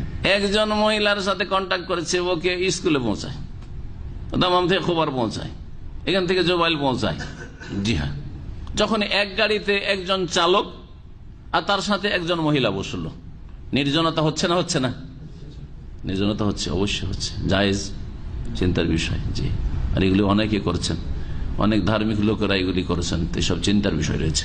হ্যাঁ, যে দুজন মহিলা হয়ে যায়, তিনজন মহিলা হয়ে যায়, পেছনে তিনজন মহিলা বসে আছে আর একজন চালক, তাহলে যায়, তখন আর নির্জনতা, খালওয়াত যেটা বলে, নির্জনতা আর নেই। তাহলে এখানে ফিতনা থেকে অনেকটাই মুক্ত, কারণ তিনজন মহিলার সামনে কোনো কিছু হবে এই সম্ভাবনাটা কম এই পুরুষের সাথে। এর বিপরীতটা যদি হয়, কয়েকজন পুরুষ আর একজন মহিলা শুধু একটা গাড়িতে চেপেছে, হ্যাঁ, জি হ্যাঁ, নির্জনতা তো নাই, কারণ কয়েকজন পুরুষ আছে আর একজন মহিলা আছে, কিন্তু কি আছে, ফিতনার আশঙ্কা বেশি আছে কিনা? কয়েকজন মহিলা থেকে একজন পুরুষ থাকে তো ফিতনার আশঙ্কা কম, কিন্তু একজন মহিলা আর কয়েকজন পুরুষ যদি থাকে তাহলে ফিতনার আশঙ্কা বেশি। কয়েকজন শয়তান মিলে ধর্ষণ করে একটা মহিলাকে, হয় না এইসব ঘটনা? তাহলে ফিতনার আশঙ্কা বেশি, সুতরাং জায়েজ নাই। জি, সুতরাং জায়েজ নাই। এই নির্জনতা যেখানে হোক না কেন, গাড়িতে হোক, বাড়িতে হোক, অথবা কোনো জায়গায় খোলা মাঠে, দূরে মরুভূমিতে হোক, যেখানে হোক না কেন, নির্জনতা জায়েজ নয় বেগানা মহিলার সাথে। শ্বশুর বাড়িতে যখন জামাইরা যায়, তখন শালীদের সাথে নির্জনে বসে গল্প করে, ব্যাপক আকার ধারণ করে আছে। বরং এইসব বদচরিত্র এর লোক, বদচরিত্র এর মানুষ, এদের ধ্যান ধারণা যে আমার স্ত্রী তো আমার বাড়িতে আছেই, ওকে নিতে এসছে, অথবা বাড়িতে আছেই, হ্যাঁ, স্ত্রী আছে শ্বশুর বাড়িতে, স্ত্রীর সাথে গল্প করে না। কার সাথে গল্প করছে? এসছি 2-4 ঘন্টা যেন একটু শালীর সাথেই গল্প করি, বা নির্জনে বসে বসে। জি হ্যাঁ, চোখে দেখেছি এগুলো হচ্ছে আমাদের মুসলিম সমাজ। গল্প করছে দুজন বসে, গল্প হয়তো দরজা একটু খোলা আছে, অথবা দরজা বন্ধ আছে, বা খোলাই আছে, হয়তো খোলা থাকলে নির্জনতা নয়, খোলা অবশ্যই নির্জনতা, জায়েজ নাই। পর্দার আড়াল থেকে কথা বলতে হবে। ওয়াইজা সাআলতুমুহুন্না মাতাআন ফাসআলুহুন্না মিন ওয়ারাই হিজাব। আল্লাহ পাক কোরআনে কারীম সূরা আহজাব বলছেন, যদি বেগানা মহিলাদের থেকে হে পুরুষরা তোমাদেরকে কোনো কিছু চাইতে হয়, একটা মাল সামান কিছু লাগবে, অমুক জিনিসটা দেন, হ্যাঁ, বা এই বাজার করে নিয়ে এসে নেন, হ্যাঁ, ড্রাইভার আছে, হাউস ড্রাইভার, বাজার করে নিয়ে এসে, কাজের ছেলে চাকর বাজার করে নিয়ে এসে, বাড়ির ভিতরে ঢুকবে না, গেটে আসবে, আসার পরে হ্যাঁ নক করে পর্দার আড়াল থেকে কথা বলবে, প্রয়োজনের পর্দার আড়াল থেকে মাল সামান দেওয়া নেওয়া করবে। এটা হচ্ছে আল্লাহ পাকের হুকুম। এই দুটি ছিল এই মর্মে হাদিস। ভাষ্যকার বলছেন, এই দুটি হাদিস প্রমাণ করে যে বেগানা মহিলার সাথে নির্জনতা অবলম্বন করা হারাম। ওয়াহিয়া আল মারআ আল্লাতী লাইসাত বিযাতি মাহরাম, ওই পুরুষ মাহরাম নয় ওই মহিলা, জি, তার সাথে একা বসা, একা গল্প করা জায়েজ নয়, দিনে হোক অথবা রাতে হোক। এই মর্মে আরো হাদিস রয়েছে বেশ কিছু, তার মধ্যে আরেকটি হাদিস রয়েছে, মা খালা রাজুলুন বিইমরাতিন ইল্লা কানা সালিসুহুমা শাইতান। কোন বেগানা পুরুষ বেগানা মহিলার সাথে যদি নির্জনে বসে, দুইজন যদি এইরকম নির্জনে হয়, তাহলে তৃতীয় কি হয়? শয়তান। শয়তান দুইজনকে ওয়াসওয়াসা দিতে থাকে, দুইজনের অন্তরে কুমন্ত্রণা দিতে। আর মহিলা জাতি দুর্বল, মহিলা জাতি অন্তরের দিক থেকে, মানসিকতার দিক থেকে দুর্বল, তাদের তবিয়ত। বলছেন ভাষ্যকার, লা শাকা ফি খুতুরাতি হাযাল আমর, এই বিষয়টি মারাত্মক বিষয়, এই নির্জনতা অবলম্বন। এই জন্য নবী করিম সাল্লাল্লাহু আলাইহি সাল্লামকে যখন জিজ্ঞাসা করা হয় যে দেবর, স্বামীর বাড়িতে থাকি, আর দেবর তো নিজের ভাইয়ের বাড়ি মনে করে ওই বাড়িতে বাস করে, যেমন আমাদের দেশের সমাজ, বাড়ি, পরিবার। আর আরব দেশে হইলে যদিও আলাদা আলাদা থাকি, কিন্তু ভাইয়ের বাড়ির একটা দাবি আছে, আমার নিজের ভাইয়ের বাড়ি। আরে তুই ভাইয়ের স্ত্রীকে, ভাবিকে ভাবছে যে তুমি তো কয়দিন হইলো এলে, আর এটা তো আমার ভাইয়ের বাড়ি, ঢুকে পড়লো বাড়িতে। অথচ ভাই নাই বাড়িতে, না জায়েজ নাই। এই জন্য নবী সাল্লাল্লাহু আলাইহি ওয়াসাল্লামকে যখন জিজ্ঞেস করা হয় দেবরের সাথে ভাবির নির্জনতা সম্পর্কে, তখন বলেছেন আল হামু আল মৌত, দেবর হচ্ছে মৃত্যুর মত। কেউ মরতে চায়, বাঁচতে পারলে সামান্য ত্রুটি করে, যে বাঁচলাম বাঁচলাম, না গেলাম গেলাম, এরকম করে কেউ। গাড়ি খুব স্পিড আসছে, আপনি দেখতে পাচ্ছেন স্পিড আসছে, আপনি রোড ক্রস করছেন, যদি আমি এইরকম দ্রুত রোড পার হই তাহলে এই গাড়ি থেকে বাঁচতে পারবো, আর না হলে অ্যাক্সিডেন্ট হয়ে যাবে। যতটা গায়ে শক্তি আছে বাঁচার চেষ্টা করবেন না করবেন না। তাহলে বোঝা গেল যে জীবনে শরীরে শক্তি থাকা অবস্থায় কেউ মরতে চায় না। বাঁচতে পারবো তখন যে কোনো ভাবে বাঁচার চেষ্টা করে মানুষ, কেউ মরতে চায় না, ভালো মানুষ হোক অথবা খারাপ মানুষ হোক।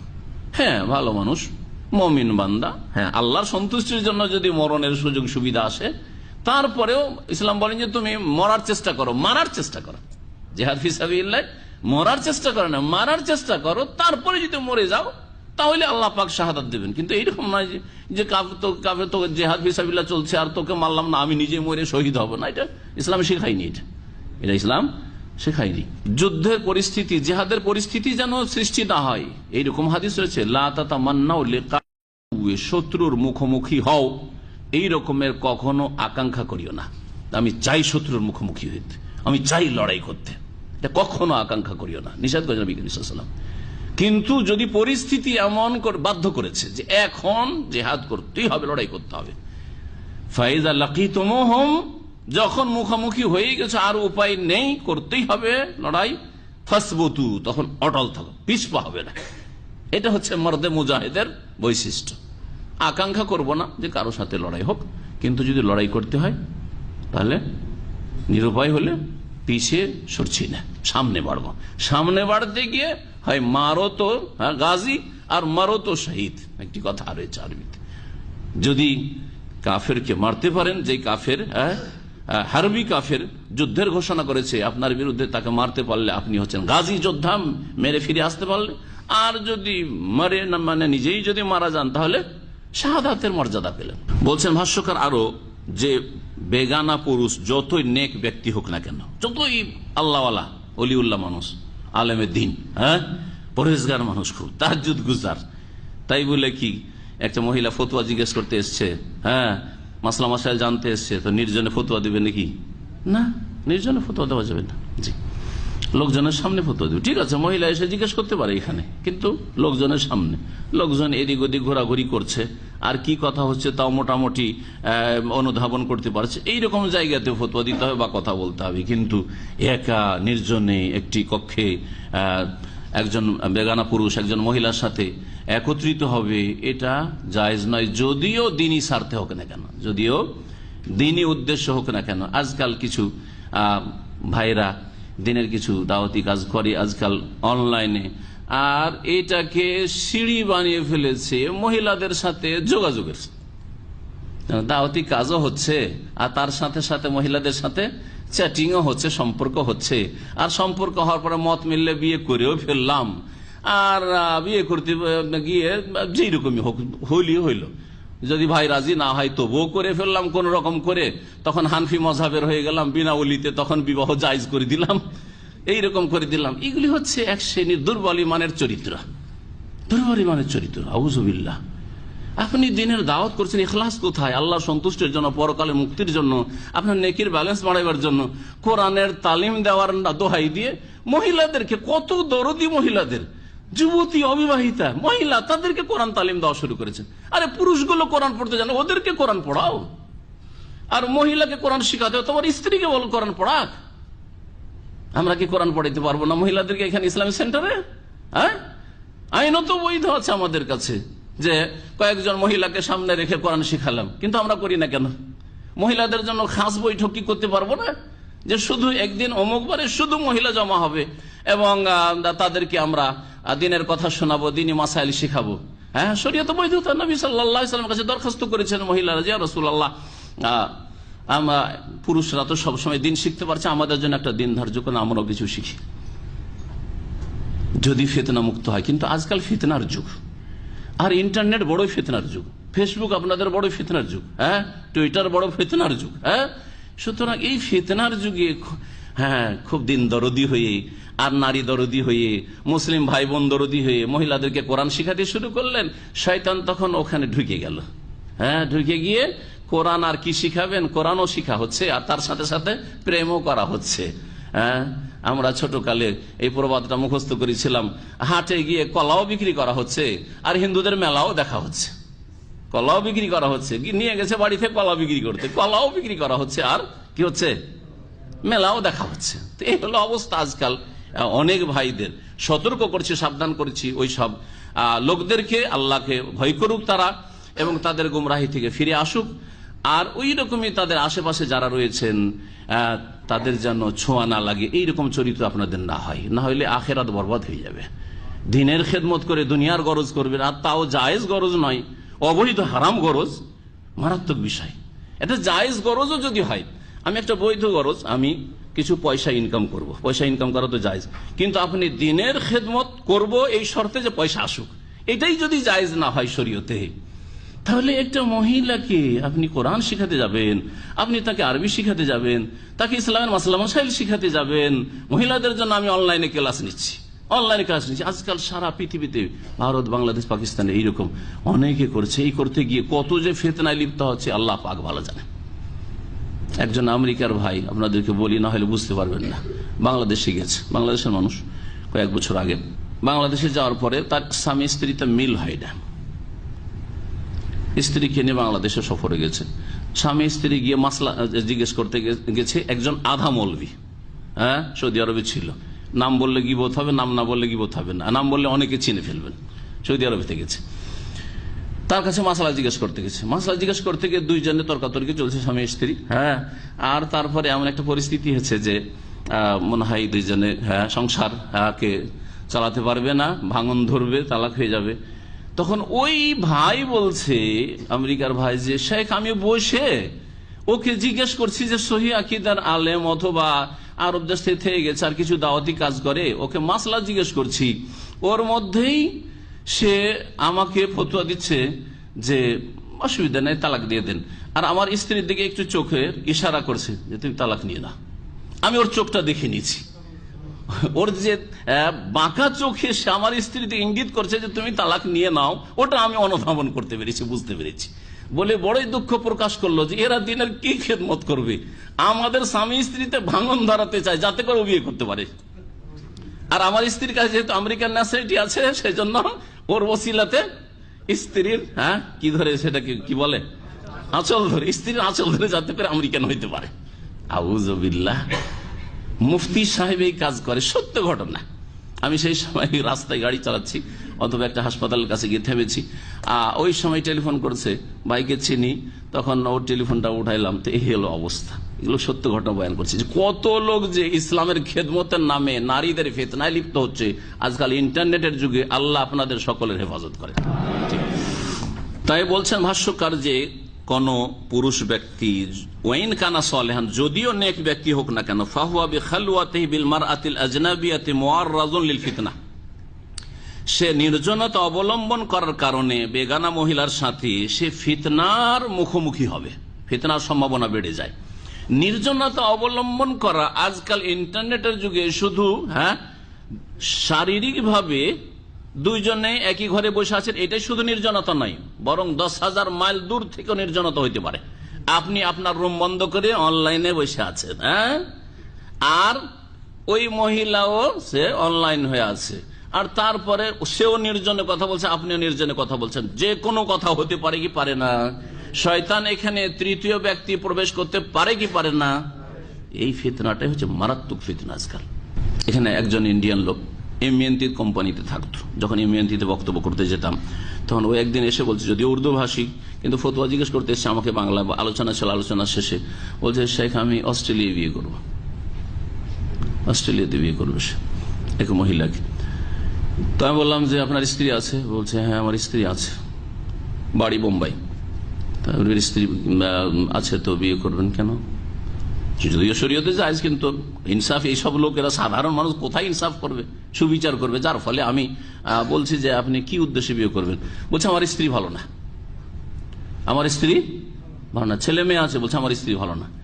আমি বললাম যে একটা মহিলা মুসলিম পরিবেশে মুসলিম সমাজে বাস করে, জন্মসূত্রে সে মুসলিম, তার বাপ মা মুসলিম, ভাই বোন মুসলিম, সেই পরিবারে জন্ম নিয়ে বড় হয়েছে, আপনার সাথে বিবাহ বসেছে, সে ভালো না। আর এক মহিলা অস্ট্রেলিয়া কাফেরদের মাঝে, যেখানে শতকরা কতজন, প্রায় 97-98 জন, শতকরা 1-2 জন অথবা 3 জন পার্সেন্টেজ মুসলিমদের হয়তো 2 অথবা 3 এইরকম আছে অস্ট্রেলিয়া, এরকম কাছাকাছি আর কি, 3-4-এর মধ্যে।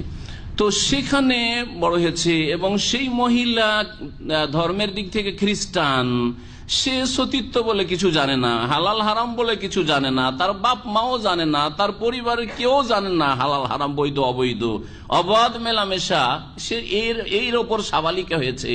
সেই মহিলাকে বিয়ে করবেন আপনি, সে সতী হয়ে গেল, সে সতী হয়ে গেল, আর আপনার স্ত্রী মুসলিম বাড়িতে জন্ম নিয়ে সতী থাকতে পারলো না, অসতী হয়ে গেল। আশ্চর্য কথা। তো কিভাবে আপনার যোগাযোগ হইল? বলছে ইন্টারনেটে, ফেসবুকে যোগাযোগ, ইন্টারনেটে যোগাযোগ করে আপনি ওকে সতী ভেবে নিন, আর বিয়ে করার জন্য এখন লাভ দিয়ে যাবেন আপনি এতে, কোথায়, অস্ট্রেলিয়া যাবেন। আর আপনার মুসলিম পরিবার, ছেলে মেয়ে আছে, সে পছন্দের, ওটাকে তালাক, তাও রাখবে না। যদি দুটো রাখবো আর ইনসাফ করো বলতো, তবু তো বলতাম যে ঠিক আছে করো, কিন্তু বলছেন না না, আমার এই স্ত্রীকে তালাক দিয়ে দেবো, কারণ সে ভালো না। দেখছেন প্রেম মানুষকে কোথায় পৌঁছে দেয়। জি হ্যাঁ। তো নির্জনতা আজকাল ইন্টারনেটে দূরে থেকেও হচ্ছে, যেটা বড় ফিতনার কারণ। শয়তান গোমরাহ করার সুযোগ পায়, ওয়াসাওয়াসুন নাফস, আর মানুষের মনে ওয়াসওয়াসা কুমন্ত্রণা দিতে থাকে, আর মন্দ কাজের জন্য পরিচিত করতে থাকে। সেই জন্য শরীয়তে এই হেকমতপূর্ণ বিধান রচনা করা হয়েছে আল্লাহ পাকের পক্ষ থেকে, যে নির্জনতা অবলম্বন করবে না কোন মহিলার সাথে। দুঃখ করে শাইখ বলছেন যে আজকাল মহিলারা বা পুরুষরা এমন দিনের ক্ষেত্রে উদাসীন হয়েছে যে স্বামী অথবা মেয়ের বাপ, তারা লাগামহীন মহিলাদেরকে ছেড়ে দিয়েছে, স্বামী স্ত্রীকে লাগামহীন ছেড়ে দিয়েছে, মেয়ের বাপ সাবালিকা মেয়েকে লাগামহীন ছেড়ে দিয়েছে। কি করে এরা? বলছেন যে হাউস ড্রাইভারের সাথে এরা ঘুরে বেড়ায়, রাস্তায় মলে বিভিন্ন জায়গায় ঘুরে বেড়ায়, এইরকমই কাজের ছেলেদের সাথে ঘুরে বেড়ায়। দেখেন আজকাল এত কাপুরুষ হয়েছে কিছু লোকেরা, বাজারে নিয়ে গিয়ে স্ত্রীকে, খুব যদি ভালো, বাজারে নিয়ে গিয়ে স্ত্রীকে ছেড়ে দিল, গাড়িতে বসে আছে, দায়ুস গাড়িতে বসে আছে, ওর স্ত্রী মলে ঘুরে বেড়াচ্ছে। অনেক সময় খবর পাওয়া যায় যে এই গেট দিয়ে ঢুকলো মলের, আর এক গেট দিকে আর এক গাড়িতে চেপে গেল, কয়েক ঘন্টা কাটিয়ে তখন চলে আসলো অবৈধ হারাম কাজ করে, এসে স্বামীর গাড়িতে আবার যাচ্ছে। অথবা হাউস ড্রাইভারের সাথে এত নির্জনতা অবলম্বন করলো, গাড়িতে একা স্ত্রীকে বা মেয়েকে পাঠিয়ে দিল। কলেজ ইউনিভার্সিটিতে মেয়েকে পড়াইতে হবে, হাউস ড্রাইভার আর একটা মেয়েকে পাঠাচ্ছে আজকাল, ব্যাপক আকার ধারণ করেছে। হারাম সবইগুলো, হারাম। এইরকম ক্ষেত্রে ড্রাইভারের যদি প্রয়োজন হয় তাহলে কি করতে হবে? শাইখ বিন ওসাইম রহমতুল্লাহ বলছেন যে ড্রাইভারের স্ত্রীকে নিয়ে আসেন, স্বামী স্ত্রী ড্রাইভারকে নিয়ে আসেন, আর ড্রাইভারের স্ত্রীকে নিয়ে আসেন। নিয়ে আসার পরে ড্রাইভারের স্ত্রীকে আপনি খাদেমা হিসেবে বাড়িতে রাখেন, তার মাহারাম থাকলো, তো আপনার খাদেমা রাখাও জায়েজ হইলো। আর তার সাথে সাথে যখন আপনার মেয়েকে দিয়ে যখন কলেজ পাঠাবেন, ইউনিভার্সিটি পাঠাবেন, তখন তাদের স্বামী স্ত্রীকে গাড়িতে বসে যেতে বলেন যে তোরা স্বামী স্ত্রী বস আর আমার মেয়েকে নিয়ে যান। ফিতনার সম্ভাবনা তখন সাধারণত থাকে না। এগুলি হচ্ছে ওলামাদের ফতোয়া, জি, যাতে করে ফিতনা। নির্জনতা 2 ভাগে বিভক্ত, ভাষ্যকার বলছেন। এক নির্জনতা হচ্ছে খালওয়াতুন মুগাল্লাজা, শক্ত নির্জনতা, যাতে ফিতনার সম্ভাবনা বেশি। ওয়াহিয়া ইজতিমাউর রাজুল মারআতিল আজনাবিয়াতি মিনহু, বেগানা মহিলার সাথে কোন বেগানা পুরুষের একত্রিত হওয়া, ফি মাকানিন, এমন স্থানে, ইয়ামানানে ফিহি মিন ইত্তিলাইল গায়রি আলাইহিমা, দুইজনে কি কথোপকথন হচ্ছে বা কি করছে না করছে, কে কার গায়ে হাত দিচ্ছে, কেউ কিছু টের পায় না। এইরকম জায়গায় যদি নির্জনতা অবলম্বন করে তাহলে শক্ত নির্জনতা, যেটা স্পষ্ট হারাম। এর উদাহরণ হচ্ছে ইনফিরাদহুমা ফি সাইয়ারাতিন ফি শাওয়ারে, না, প্রথমটি হচ্ছে যেমন রুমের মধ্যে অথবা গাড়িতেই যদি হয়, তো গাড়িতে বাইরে থেকে কিছু দেখা যাচ্ছে না যে ভিতরে কে আছে না আছে, এরকম যদি হয় তাহলে এটা হচ্ছে বড় ফিতনার সম্ভাবনা। আর দ্বিতীয় নির্জনতা হচ্ছে খালওয়াতুন মুখাফফাফা, হালকা নির্জনতা, সেটা হচ্ছে ইজতিমাউ রাজুল বিল মারআতিল আজনাবিয়্যাত মিনহু, বেগানা মহিলার সাথে বেগানা পুরুষের একত্রিত হওয়া আমামান্নাস, লোকজনের সামনে, রাস্তাঘাটে লোকজন যাতায়াত করছে আর গাড়িতে হয়তো একজন মহিলা আর একজন পুরুষ বসে আছে, আনহুম, কিন্তু চোখের আড়ালের নাই, গাড়িতে গ্লাস থেকে সবকিছু দেখা যাচ্ছে, পেছনে মহিলা বসে আছে, সামনে পুরুষ বসে আছে, একজন মহিলা একজন পুরুষ, এরকম যদি হয়, তবে ইল্লা আন্নাহু লা ইউসমাউ তাখাফুতুহুমা, তারা গাড়ির মধ্যে বসে কি কথা বলছে এটা কিন্তু কেউ শুনতে পাচ্ছে না, ঠিক না? গাড়িতে যদিও গ্লাস দিয়ে দেখা যাচ্ছে যে কোথায় কে বসে আছে না আছে, তাদের নড়াচড়া দেখা যাচ্ছে, কিন্তু তাদের কথাবার্তা শোনা যাচ্ছে না। এর উদাহরণ হচ্ছে ইনফিরাদহুমা ফি সাইয়ারাতিন ফি শাওয়ারি, রাস্তাঘাটে, বাজারে, গাড়িতে নির্জনতা অবলম্বন, এটা সন্দেহের স্থান। এটা যদিও ওই রকম শক্ত নির্জনতা নয়, কিন্তু সন্দেহ এতে রয়েছে। সন্দেহ নেই, গল্প হইতে পারে। জি, আর এইরকম রিপোর্ট পাওয়া যায় অনেক সময়। আমি আমাদের ডিস্ট্রিক্টের একটি মেয়ের কথা জানি, কলেজ যেত রিক্সা চালকের সাথে, রিক্সায় কলেজ যেত, রিক্সায় কলেজ যেতে কলেজের মেয়ে ওই রিক্সা চালকের সাথে পালিয়ে গিয়ে বিয়ে করেছে। প্রেম কোথায় পৌঁছায় মানুষকে। এটা উদাহরণ দিলাম যে কত পার্থক্য। হ্যাঁ, এটা ধনীর মেয়ে কলেজে লেখাপড়া করে, আর একটা রিক্সা চালক। সাধারণত রিক্সা চালকরা একেবারে আমাদের দেশে গরিব, অর্থের দিক থেকেও, চরিত্রের দিক থেকেও গরিবেরা, হ্যাঁ, সব দিক থেকে, হ্যাঁ, সামাজিক দিক থেকে, পারিবারিক দিক থেকেও, বংশ মর্যাদার দিক থেকে, জি হ্যাঁ, দিন তাকওয়ার দিক থেকেও মুত্তাকি কোথায় পাবেন এগুলোর মধ্যে? অধিকাংশরা মদ টদ খায়, ইল্লা মাশাআল্লাহ কিছু হাজারে দুই একটা ভালো মানুষ আছে, অভাবের কারণে হয়তো রিক্সা চালাচ্ছেন, ওর সাথে কলেজ ছেড়ে পালিয়ে গেছে। জি হ্যাঁ, তাহলে কি ফিতনা হতে পারে না? আর এটা সারা বিশ্বের কথা বলছে, কোনো বিশেষ একটা দেশের কথা বলছি না।